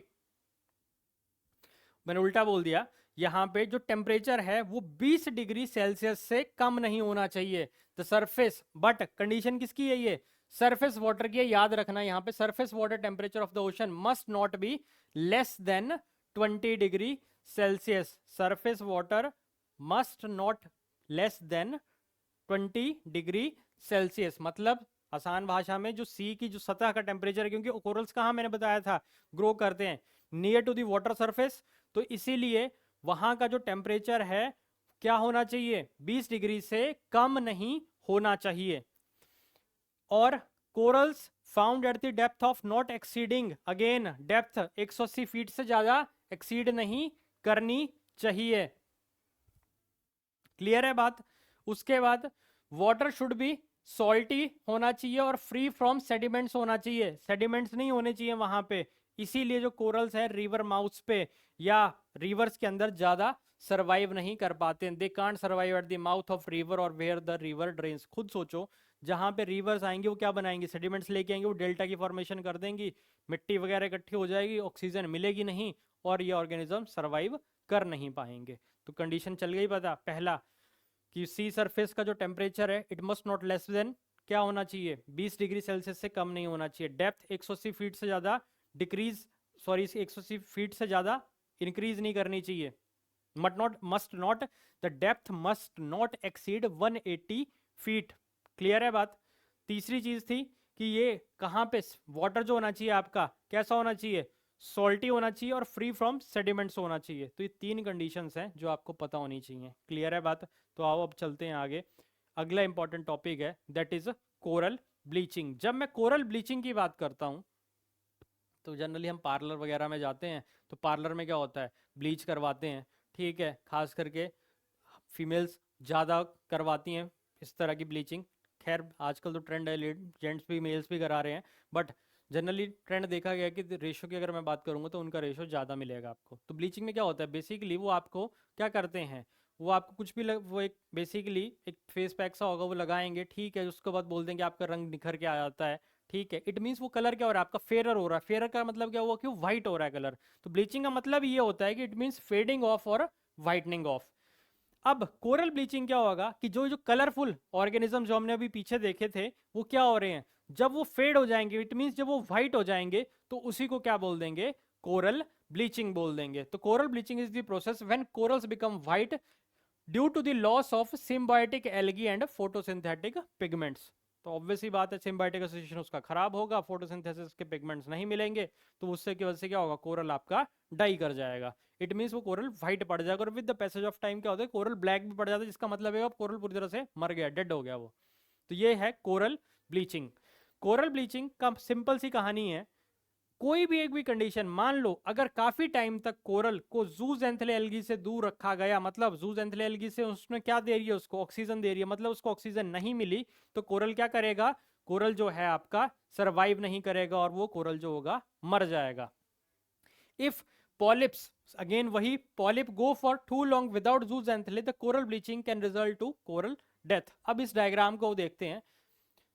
जब मैं बात करता हूं कोरल की, कोरल कैसे ब्लीच होते हैं, ये रहा आपका हेल्दी कोरल है, coated with algae like substances zooxanthellae, coral depend on this to survive. अब क्या हुआ, धीरे धीरे उसके एनवायरनमेंट के अंदर चेंजेस आपको देखने को मिलेंगे। अब जब चेंजेस मिले तो कोरल धीरे धीरे जो कलरफुल से था अब ये स्ट्रेस्ड होने लगा, अब ये फेड होने लगा, और लास्ट तक आते आते जब इसकी पूरी तरह से ब्लीचिंग होना शुरू हो गई तो ये कोरल क्या हो गया, ये कोरल हो गया पूरा आपका व्हाइट, ये रहा आपका व्हाइट कोरल, ये क्या हो गया आपका पूरी तरह से ब्लीच हो गया।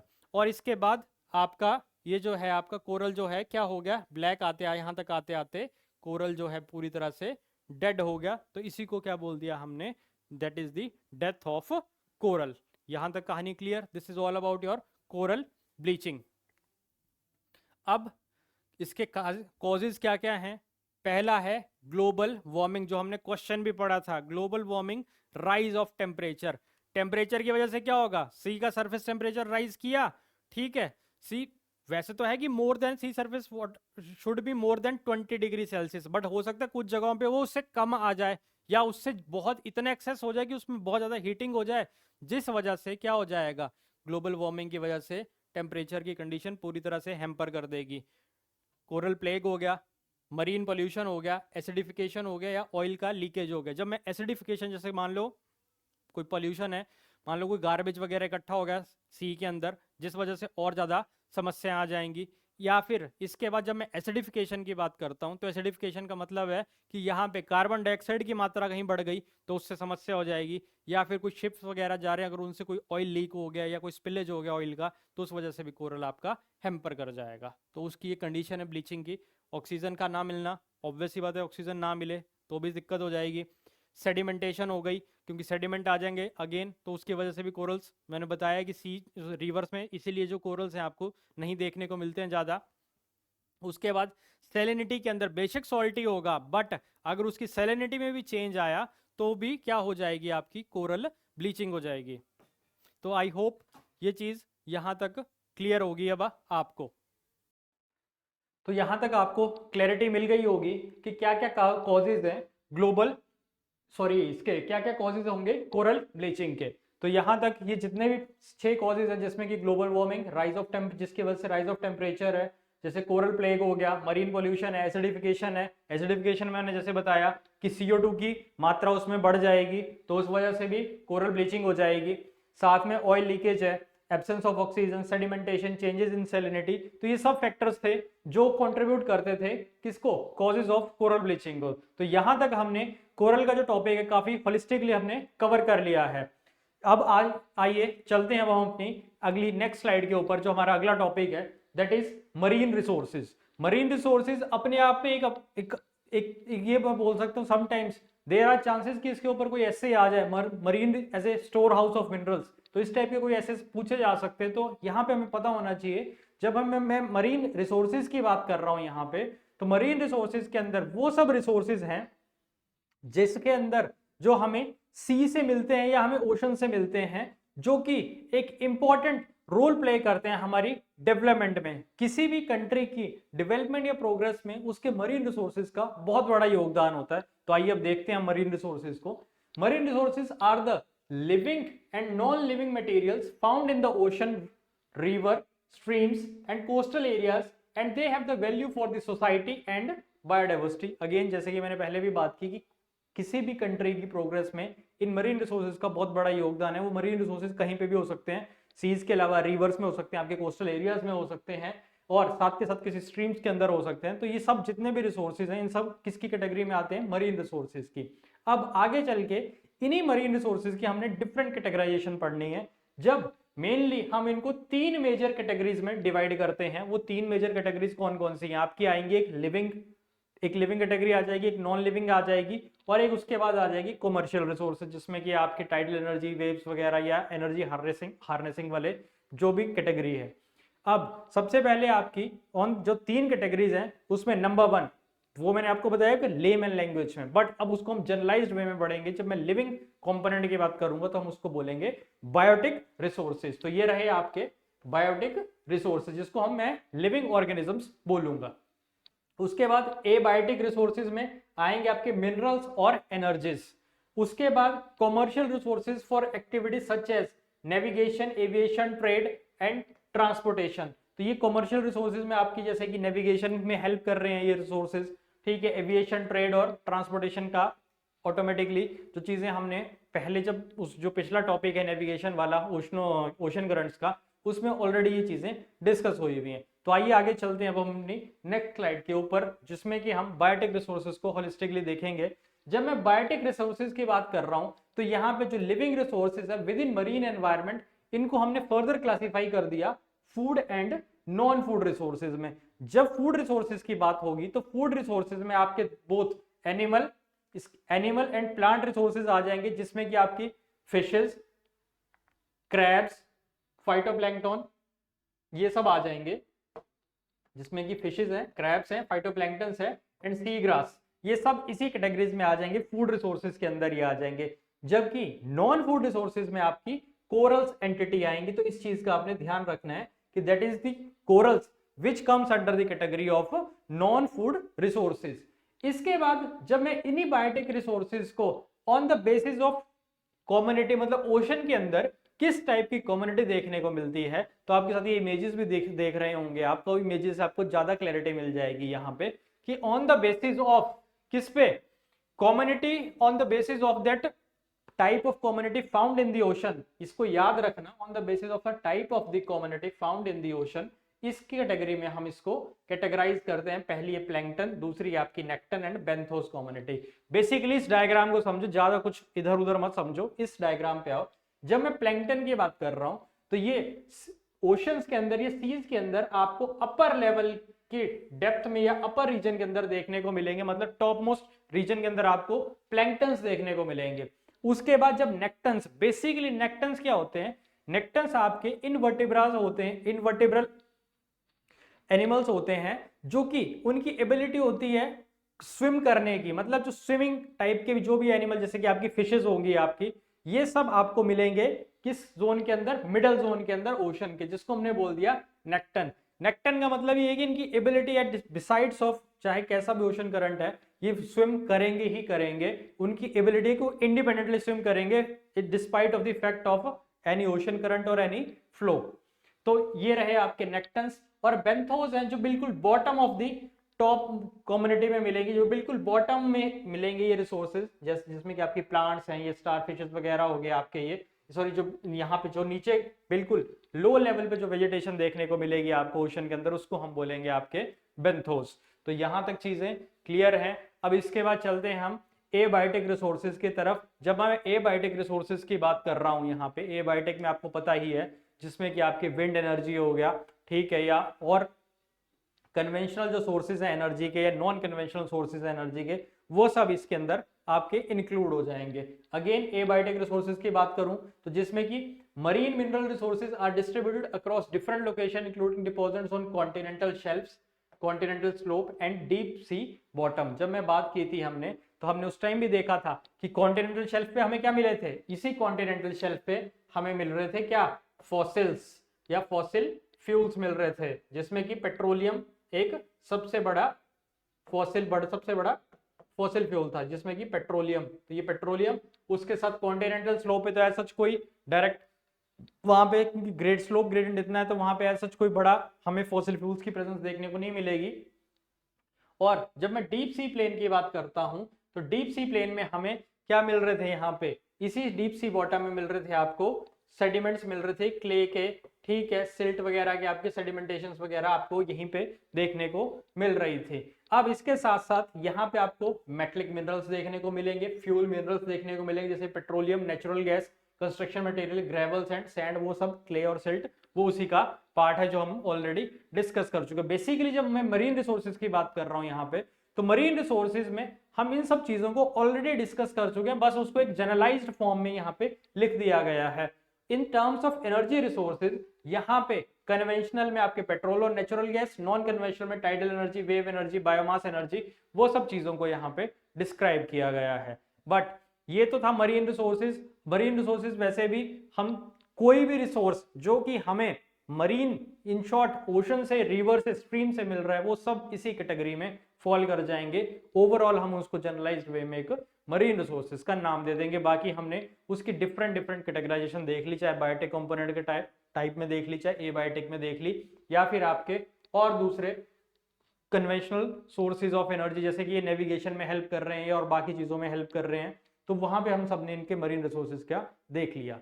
अब जहां से मेन इंपॉर्टेंट जो अनटच टॉपिक है और डायरेक्टली जहां से क्वेश्चन नहीं आया, बट यूपीएससी ने यहां से बिल्कुल घुमा के जो क्वेश्चन पूछा है, वो ये टॉपिक है जो सबसे इंपॉर्टेंट टॉपिक है, that is marine pollution. Marine pollution का सिंपल सा मतलब है ओशन में पॉल्यूशन। सिंपल लैंग्वेज में इसका मतलब ये है, ये आप देख रहे होंगे इमेजेस, जैसे कि सील फिश है, ये टर्टल्स हैं, और ये फिशेस जैसे बॉटल्स के थ्रू आपको देखने को मिल जाएंगे यहाँ पे।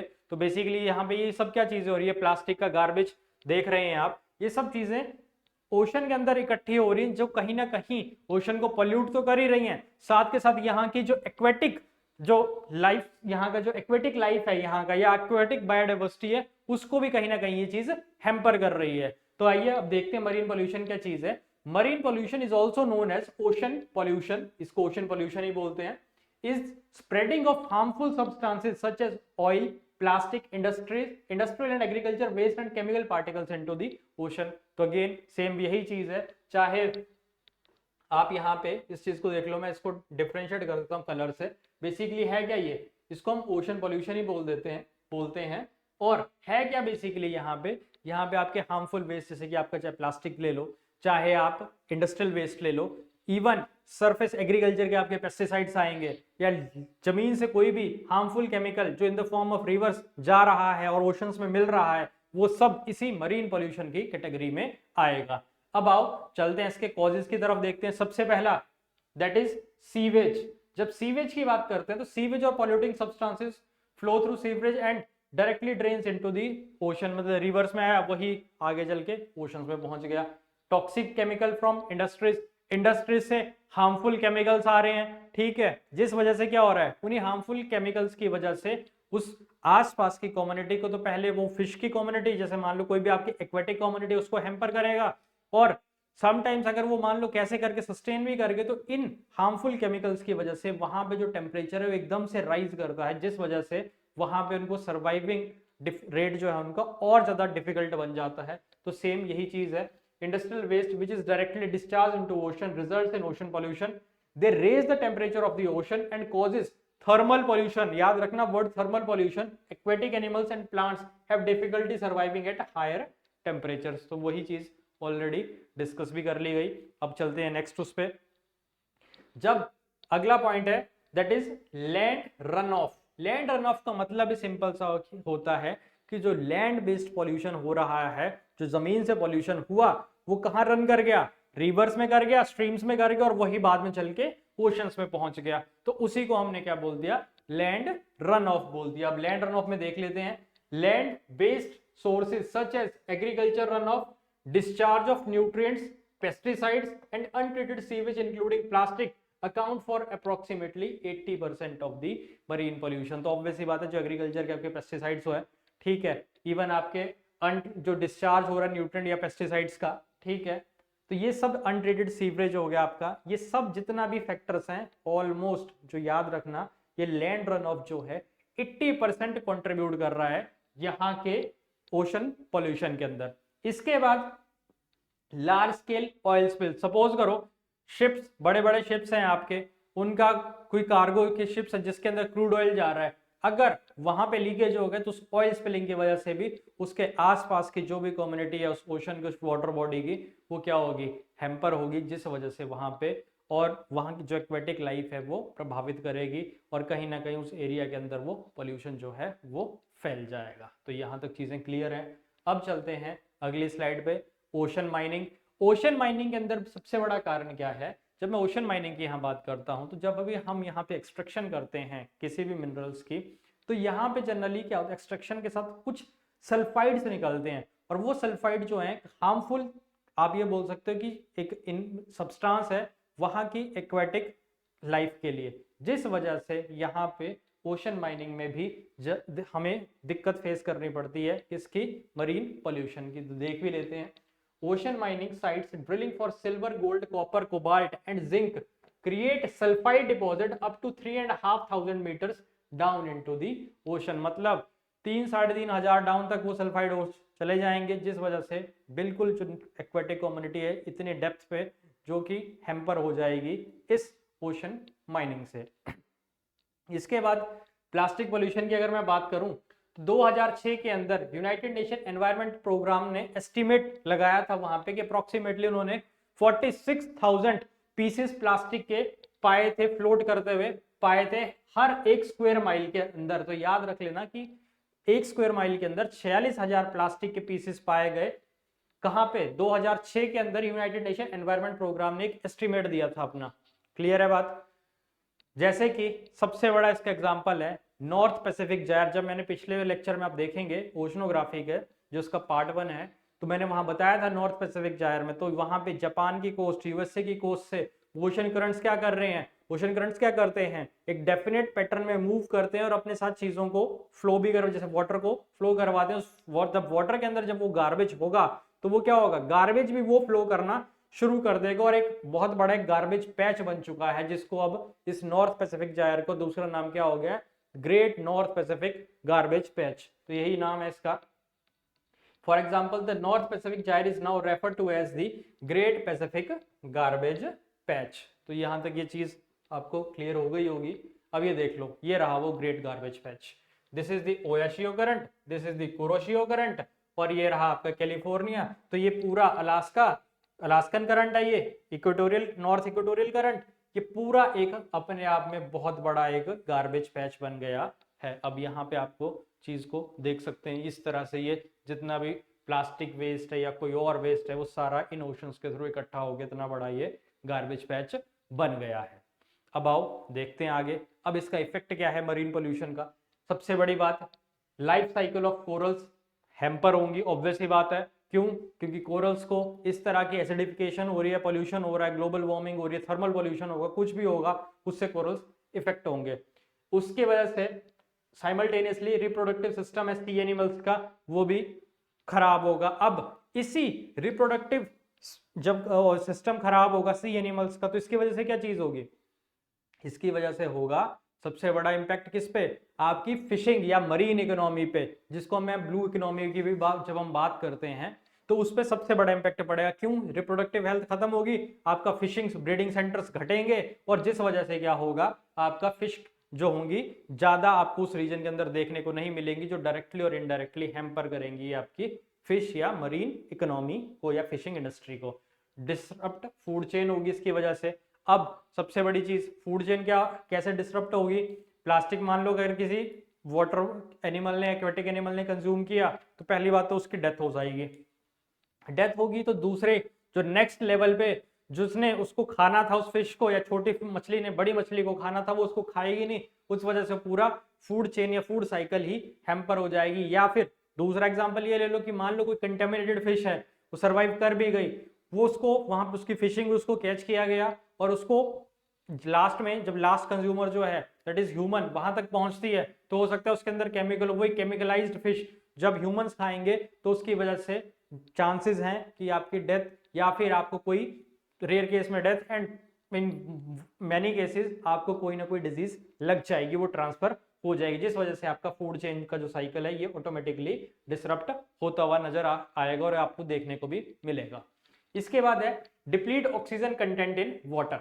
इसकी वजह से ही क्या होगा कि आपको ऑक्सीजन का जो लेवल है वो भी घट जाएगा। ऑब्वियस ही बात है कि जब पॉल्यूशन होगा तो इट मींस उनको नेसेसरली ऑक्सीजन नहीं मिलेगी इन गार्बेज की वजह से, जिसकी वजह से एक्वेटिक लाइफ वहां की ऑटोमेटिकली हैम्पर हो जाएगा और ऑक्सीजन का लेवल गिर जाएगा। उसके बाद है यूट्रोफिकेशन। यूट्रोफिकेशन को अगली स्लाइड में मैं डिस्कस करूंगा। बेसिकली यूट्रोफिकेशन को भी ये समझ लो कि एक्सेस में जब एल्गी स्टार्ट हो जाती है, जब वो हरे हरे से पैचेस, मार्शी स्वैम्पी एरियाज देखने को मिलते हैं, जहां पे वो बिल्कुल हरा हरा सा ऊपर तक आपको एल्गी देखने को मिलेगा, उसी को हम क्या बोल देते हैं? यूट्रोफिकेशन बोल देते हैं। आओ अब देखते हैं अगली स्लाइड में, जहां पे मैं यूपीएससी के अंदर जो डायरेक्ट क्वेश्चन था डेड जोन्स का, कि वो डेड जोन्स क्या होते हैं, उसको स्पेशली अलग स्लाइड में होलिस्टिकली हम कवर करेंगे कि what are that dead zones. अब आओ डेड जोन्स। डेड जोन्स वो जोन्स हैं ओशंस के अंदर या फिर सीज के अंदर या वाटर बॉडीज के अंदर, जहां ऑक्सीजन का लेवल क्या होगा, या ऑक्सीजन का जो स्तर होगा वो गिर जाएगा। इस वजह से वहां पे क्या होगा, एक्वेटिक लाइफ का सर्वाइवल मुश्किल हो जाएगा, और रेयर केस के अंदर वहां पे क्या होगा कि एक स्टेज ऐसी आएगी जहां पे वो एक्वेटिक लाइफ जो एक्वेटिक एनिमल्स हैं वो डाई होना स्टार्ट हो जाएंगे या मरना शुरू हो जाएंगे उस जोन के अंदर। इसीलिए उनको क्या बोल देते हैं हम? डेड जोन बोलते हैं। और इसके साथ एक और वर्ड यूज किया जाता है जिनको हम बोलते हैं हाइपोक्सिक जोन्स भी बोल देते हैं इनको। तो dead zones are the areas of the water bodies, these are the areas of the water bodies where oxygen levels are too low for aquatic life to survive. They are also known as hypoxic zones. अब होता क्या है इसके अंदर? excess nutrients from sewage outfalls, agriculture runoff have contributed to number of low oxygen hypoxic areas known as dead zones where most marine life cannot survive, resulting in the collapse of ecosystem. और ऐसे approximately 500 dead Jones पाए गए हैं पूरे world के अंदर, जिनका की एरिया अगर काउंट करें 2,45,000 स्क्वायर किलोमीटर एरिया है, जो कि अप्रोक्सीमेटली किसके साइज के बराबर है? यूनाइटेड किंगडम के साइज के बराबर है। तो लगा लो इस लेवल का हम लोगों ने डेड जोन्स प्रोड्यूस कर दिए हैं। तो इसके लिए हम सब रिस्पॉन्सिबल हैं, हम किसी एक सिंगल कंट्री को नहीं दोष दे सकते। क्यों? क्योंकि इसके लिए everybody is responsible for this the formation of these dead zones. तो आई होप यहां तक डेड जोन्स का चल गया पता। अब आप उस क्वेश्चन को अटेम्प्ट कर सकते हैं कि डेड जोन्स का क्या इंपैक्ट है एक्वेटिक लाइफ के ऊपर। अब डेड जोन्स के जो एग्जांपल्स हैं, जैसे कि आपको गल्फ ऑफ मेक्सिको में देखने को मिलेगा, बाल्टिक सी में देखने को मिलेगा, चिसापेके बे डेड जोन देखने को मिलेगा, ब्लैक सी डेड जोन, लेक एरी डेड जोन देखने को मिलेगा। और इन डेड जोन्स की कॉमन चीज होगी, आपको जनरलाइज्ड वे में यहाँ पे कोई ना कहीं इंडस्ट्रीज देखने को मिल जाएंगी जो इसको और ज्यादा खतरनाक बना देती हैं इन डेड जोन्स को। तो ये सब चीजें हैं डेड जोन्स के रहे एग्जांपल्स। उसके बाद है बेसिक अगली चीज दैट इज यूट्रोफिकेशन।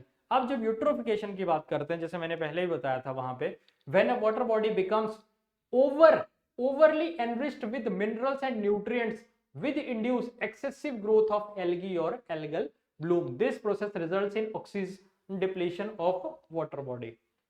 मतलब सिंपल सी बात है, किसी वाटर बॉडी के अंदर एक्सेस में अगर न्यूट्रिएंट्स आ जाएं तो वहां पे क्या होगा, एल्गी ग्रो कर जाएगी, और उस एल्गी की वजह से क्या होगा, ऑक्सीजन का जो लेवल है वो क्या कर जाएगा, गिर जाएगा, जिस वजह से वहां पे फिर इस तरह के आपको एक ग्रीन कलर के आपको पैचेस आपको जैसे देखने को मिलेंगे, और इस प्रोसेस को हम क्या बोल देंगे, that is known as eutrophication. और एल्गी बहुत ज्यादा ब्लूम कर जाएगी, मतलब बहुत हाई लेवल पे एल्गी जो होगी आपको देखने को मिलेगी।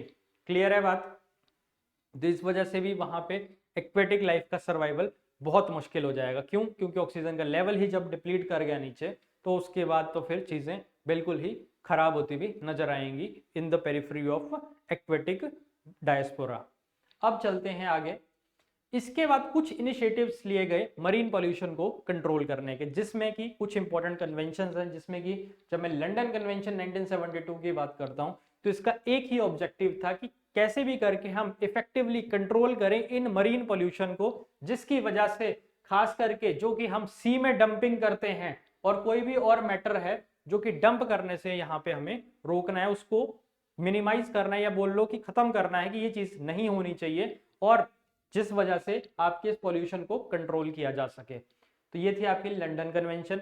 मार्पोल कन्वेंशन में याद रखना, मार्पोल दो वर्ड से बना है, MAR। ये MAR की जब मैं बात कर रहा हूं, ये दो word MAR for marine, POL for pollution. MARPOL convention दो 1973 और 1978 को कंबाइन करके बना के मिलाई गई थी, याद रखना। तो 1973 आ जाए तो अगर तो एक ऑप्शन 1970 तो टिक मार देना, बट अगर 73 78 है तो बोथ पे मारना। तो 1973 78 मार्पोल कन्वेंशन हुई थी। इसका बेसिक मकसद ये था कि it covers pollution of marine environment by ships from operational and accidental causes. मतलब जो शिप्स या फिर कोई एक्सीडेंटल शिप एक्सीडेंट हो जा रहा है, जैसे क्या मतलब, या एक्सीडेंट होके कोई लीकेज हो जा रही है ऑयल की, या फिर साथ के साथ या कोई बाई एक्सीडेंटली चीज हो गई वहां पे, या मतलब ओशंस के अंदर, इन शॉर्ट वहां पे कोई ऑयल स्पिलेज या लीकेज हो गया, तो उस चीज को कंट्रोल करने के लिए ये जो कन्वेंशन थी, that is MARPOL convention. It lists various marine pollution caused by oils, noxious liquid substances, harmful substances and packed form of sewage and garbage from the ships। तो मतलब चाहे ऑयल्स हैं, आपके लिक्विड्स हैं, या फिर कोई हार्मफुल सब्सटेंसेस हैं। इन शॉर्ट जब मैंने स्टार्टिंग बताया, मैंने वो भी बताया कि मार्पोल कन्वेंशन में होता क्या है। मार्पोल कन्वेंशन के अंदर शिप्स को रोका गया कि शिप्स के द्वारा जो पॉल्यूशन होता है, शिप्स के पॉल्यूशन कैसे होगा, या तो ऑयल स्पिलेज होगा, या एक्सीडेंटल लीकेज हो गया वहां पे, या कोई एक्सीडेंट हो गया वहां पे, तो वहां पे उसमें कैटेगराइज किया गया है कि कौन से ऑयल्स, कौन से हार्मफुल सब्सटेंसेस को हमने हार्मफुल कैटेगरी के अंदर डाला है। तो उसी ऑयल स्पिलेज को हमने इसी कैटेगरी के अंदर डालने की कोशिश की है। अब आओ उसके बाद है और जो ग्लोबल लेवल पे इनिशिएटिव लिया गया है इसी मरीन पोल्यूशन को रोकने के लिए, दैट इज GPA। अब समझ लो कि GPA क्या है, the global program of action for the protection of marine environment from land based activities। मतलब जो लैंड बेस्ड एक्टिविटीज से जो पोल्यूशन हो रहा है उसको रोकना है हमने। ग्लोबल प्रोग्राम है ये, फॉर ग्लोबल प्रोग्राम है ये एक्शन का। जब मैं ग्लोबल प्रोग्राम एक्शन की बात कर रहा हूं यहां पे, तो इस चीज को याद रखना, यहाँ पे ग्लोबलाइज्ड वे में बात कर रहे हैं, यहाँ किसी पर्टिकुलर कंट्री के बारे में बात नहीं हो रही है, ये सब चीजें इंटरकनेक्टेड हैं। The GPA is only global inter government mechanism. तो इंटर गवर्नमेंट मैकेनिज्म समझ आ गया कि ओवरऑल वर्ल्ड लेवल पे ये इंटर गवर्नमेंट मैकेनिज्म है, जहां पे मकसद ही क्या है, directly addressing the connectivity between terrestrial, fresh water, coastal and marine ecosystem. चाहे वो टेरेस्ट्रियल लेवल पे है, चाहे वो आपका मरीन लेवल पे इकोसिस्टम है, चाहे फ्रेश वाटर में है, चाहे कोस्ट पे है, इन सब को आपस में कनेक्ट करके वर्ल्ड लेवल पे जितनी भी कंट्रीज हैं उन सब के लिए एक मैकेनिज्म बनाया गया, दैट इज दी GPA। क्लियर है बात? Global program of action. तो ये आई थिंक यहां तक चीज समझ आ गई होगी, ग्लोबल प्रोग्राम ऑफ एक्शन क्या है। तो इसके साथ ही आपका जो मरीन रिसोर्सेज और मरीन पॉल्यूशन के जो टॉपिक्स हैं वो काफी होलिस्टिकली कवर होते हैं, और इसके साथ साथ आपका ओशनोग्राफी में जो जितने भी प्रीवियस ईयर्स के जो क्वेश्चन आए थे उन सबको होलिस्टिकली कवर करने की कोशिश की गई है। इसके साथ साथ आज जिन लोगों ने इसके पार्ट 1 को नहीं देखा तो आप उसको पार्ट 1 को भी देख लें, सो दैट आपको बाकी चीजों की क्लैरिटी मिल जाएगी और एक साथ आपको इस पूरे पार्ट 1 और पार्ट 2 की इंटरकनेक्टेडनेस का पूरा रेलेवेंस आपको समझ आ जाएगा। इसके साथ साथ अब हम नेक्स्ट सीरीज में अपने नए टॉपिक के साथ इंट्रोड्यूस मिलेंगे हम आपसे, और साथ के साथ वहां पे भी हम सेम इसी अप्रोच के साथ होलिस्टिकली कवर करने की कोशिश करेंगे। तब तक के लिए आप सबका बहुत बहुत धन्यवाद। थैंक यू और अपना ध्यान रखें।